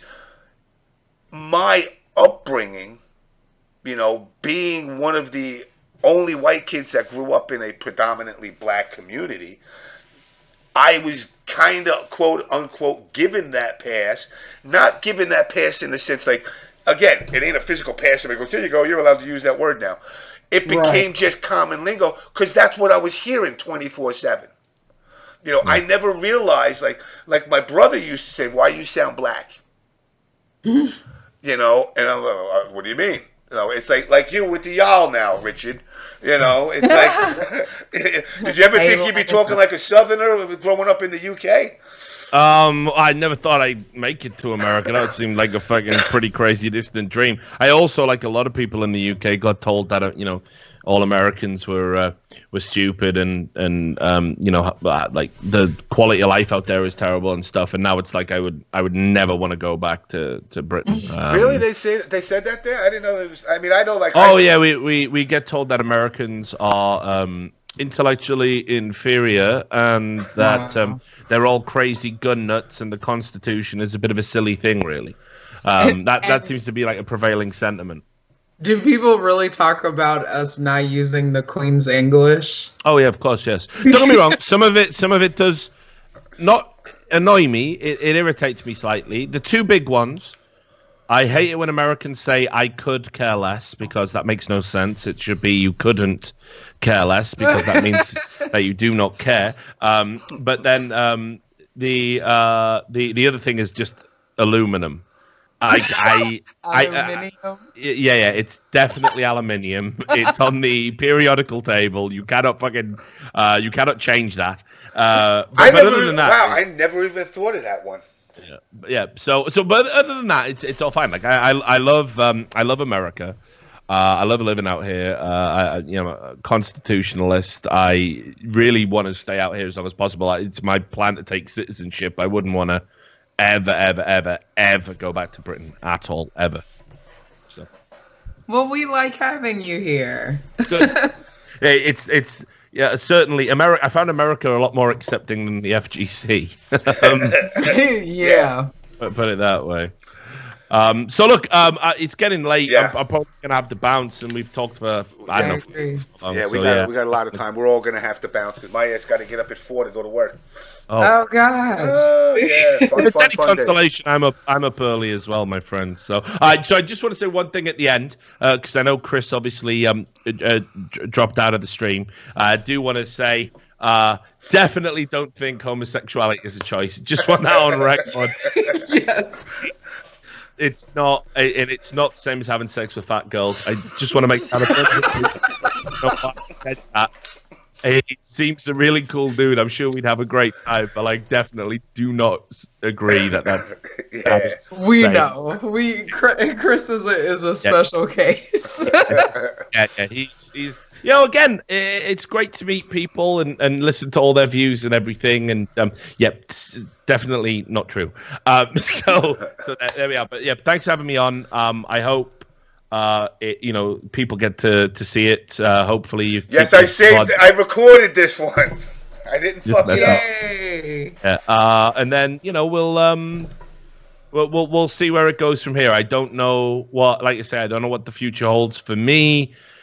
Like real talk, like I say, the FGC stuff did wear me down a little bit, which is why, it's hard for me to sort of accept like apologies from the people who've really made my life miserable. Yeah. But I still love fighting games. I still love the fighting games communities. I still love all my boys, Rip, Z, Sajam, Tasty Steve, Katana Prime, all of those good guys. I love all of the fucking competitors I met out there. It was like, it's definitely had some good points, and of course I got to do this show twice, so it's all been worth it. So thanks very much for having me on. All right, brother. Yes, Listen, I'll hit you up. By the way, have you eaten White Castle yet since being in America? Oh, is that the sliders? The Slider burgers. But not like, you can't go to like a Chili's and get them there. You got to get Drunken White Castle. Yeah, I've heard about it. I don't think they have any in Atlanta. I mean, we got so many. They have Crystals, James. Yeah, that's right. Yeah, it's not the same. Yeah, if I'm in another part of the world that has a White Castle, maybe the combo breaker. Yeah, I don't know about that. I need some real protection, dude. If Chris is there, Chris will be there. I'm from Chicago, okay. So. Yeah, all right. And if Chris is there, look after me, then I'll swing by. But BDG Security Forces got you. All right, good to know. So anyway, like I say, thanks to everybody who watched, and thanks very much to you guys for having me on. All right, man. I'll let you go. Absolutely. No worries. You take care. I'll let you close out the show. I'll drop from the call. All right, man. Good night. Yeah, thanks a lot. We can't have Mr. All Caps give our emotional closing out sermon, obviously, because we had to split out. But I hope people actually learn something a little bit, like especially when it comes to Richard. Like I see him get this hate, and it's frustrating because it's like, listen, I know I can be a dick. This guy's not trying to be a dick to the community. He's trying to actually help the community. Yeah. And they don't want to let him. And they don't want to let him. Yeah, but I'll let you get a couple things in because I got to pee quick. I drank 2 bottles of wine. Oh, right. Yeah, I think this was a pretty awesome show. I'm happy that we had Richard here. I know some of you all were like nervous in the beginning because I kept saying in the chat, "Oh, where's Richard? Where's Richard?" We knew that Richard was going to come on. So, I don't know. I guess we hope that you all just have like a different view of him now that you got to see him and interact with him for real, and you see how he is as a person, for the most part, and that he is a person and that he's human, and we're all human and everybody has their good days and bad days, and but you can't demonize people. Oh, when is the Keisha Howard show? That will be either next week or the week after that. Actually, I'll say the week after that because my birthday is on Monday and I don't know if we're going to do a birthday show. It depends on, I don't know. It depends on if I'm near a computer or something next Tuesday. But yeah. Grasshopper cookies and wine. What a combination, huh? Welcome back, James. So I was just telling people just, general stuff about don't judge people that you don't know, essentially, and just like blanket them as Nazis for whatever reason. Richard, somebody had also asked when it was the Keisha Howard show. you know, from watching Richard's tweets in the past to seeing, like, actually talking to him, it's amazing how he gets labeled. Like, Yeah. you Like know. immediately. But, you know, ain't nobody proved anything to me yet. Besides, he defended himself. Listen, I've done some shady work in my lifetime, you know. But writing esports articles for Breitbart is not what a requirement to become a Nazi. No, it isn't. You know, so just guys, people got to remember, be good to each other. I mean, it Basically. sounds Woodstock hippie-ish, but reality is, like I said earlier, treat people how you want to be treated. Take it from there. You are not the one that has all the answers. If you did, you would have did it and made esports grow all by yourself. Bingo. It's going to be a collaborative effort in order for it to officially work out. Yes. And, you know, again, I'm tired. Me too. It's almost 2 o'clock for me. I know. Everybody get some sleep. And we hope that you all enjoyed this show. I will be uploading it. Yeah, I will be uploading it in a little bit. Yes. We may or may not have it next week because my birthday is on Monday. So it depends. And I'm not going to be at home. Like I'm not going to be in the city at all next week. So it depends on like where I'm at. And next weekend I'll be at Michigan Masters. So that'll be exciting. And on the 19th, people, I'm going to Israel. Oh, that's right. Yes. Oh, that'll be awesome. So maybe we'll like. I'm going to do a live OBS show from the Gaza Strip. Yeah, that would be amazing, actually. So. Yeah, it does mean you gotta accept the Smash community. But yeah, definitely I would. You gotta accept everybody, dude. Yeah. You know, the community. The only way the community is gonna grow is with numbers. I mean, that's the only way it can grow. Yep.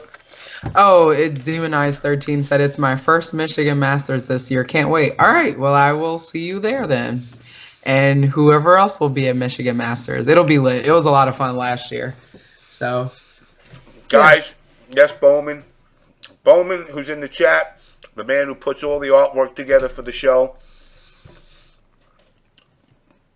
Yes, it's the 19th, so that's, technically kind of like 2.5 weeks. Yeah. And that was a tweet. And we have at the bottom, it was quite a few people that subscribed and like. I noticed that. Yeah, so that was amazing because that money goes to Case. Yes. Which is a Chicago-based group for the sexual exploitation of women. Helps get them out. And GEMS, which is a New York-based group that does the same thing.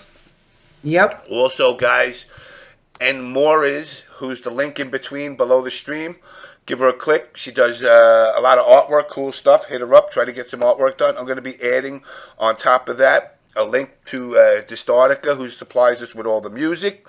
Yes. Download their album on iTunes. And I just got my Amazon merchant license. I think shirts, hats, and hoodies are going to come back. And yes, for those who did not know, that is where all the sub money goes. So it does not go to any of us. It goes to them. Yeah. And I'm going to say goodnight. And we'll talk later, James. You got it. Sleep well. Sleep well. I will. Right. You too.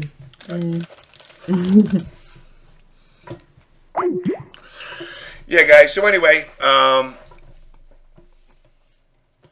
yeah, I'm definitely, I'm impressed with Richard. He shot straight from the heart again. This time I saved the video, so I definitely at least have it. Again, guys, you want to grow the scene, you got to grow it right. You got to grow it organically. You can't think everybody's an enemy to destroy you. And don't judge people unless you know exactly what you're... wow, I just saw that picture now. Wow. So, anyway, why has my mouse disappeared? Hold on a second here, guys.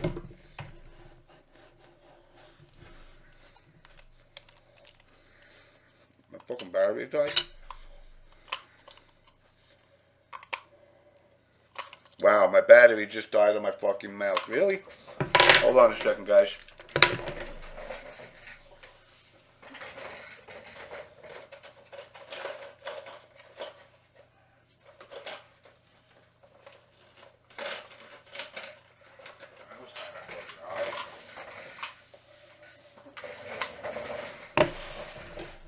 That was kind of odd. My battery died.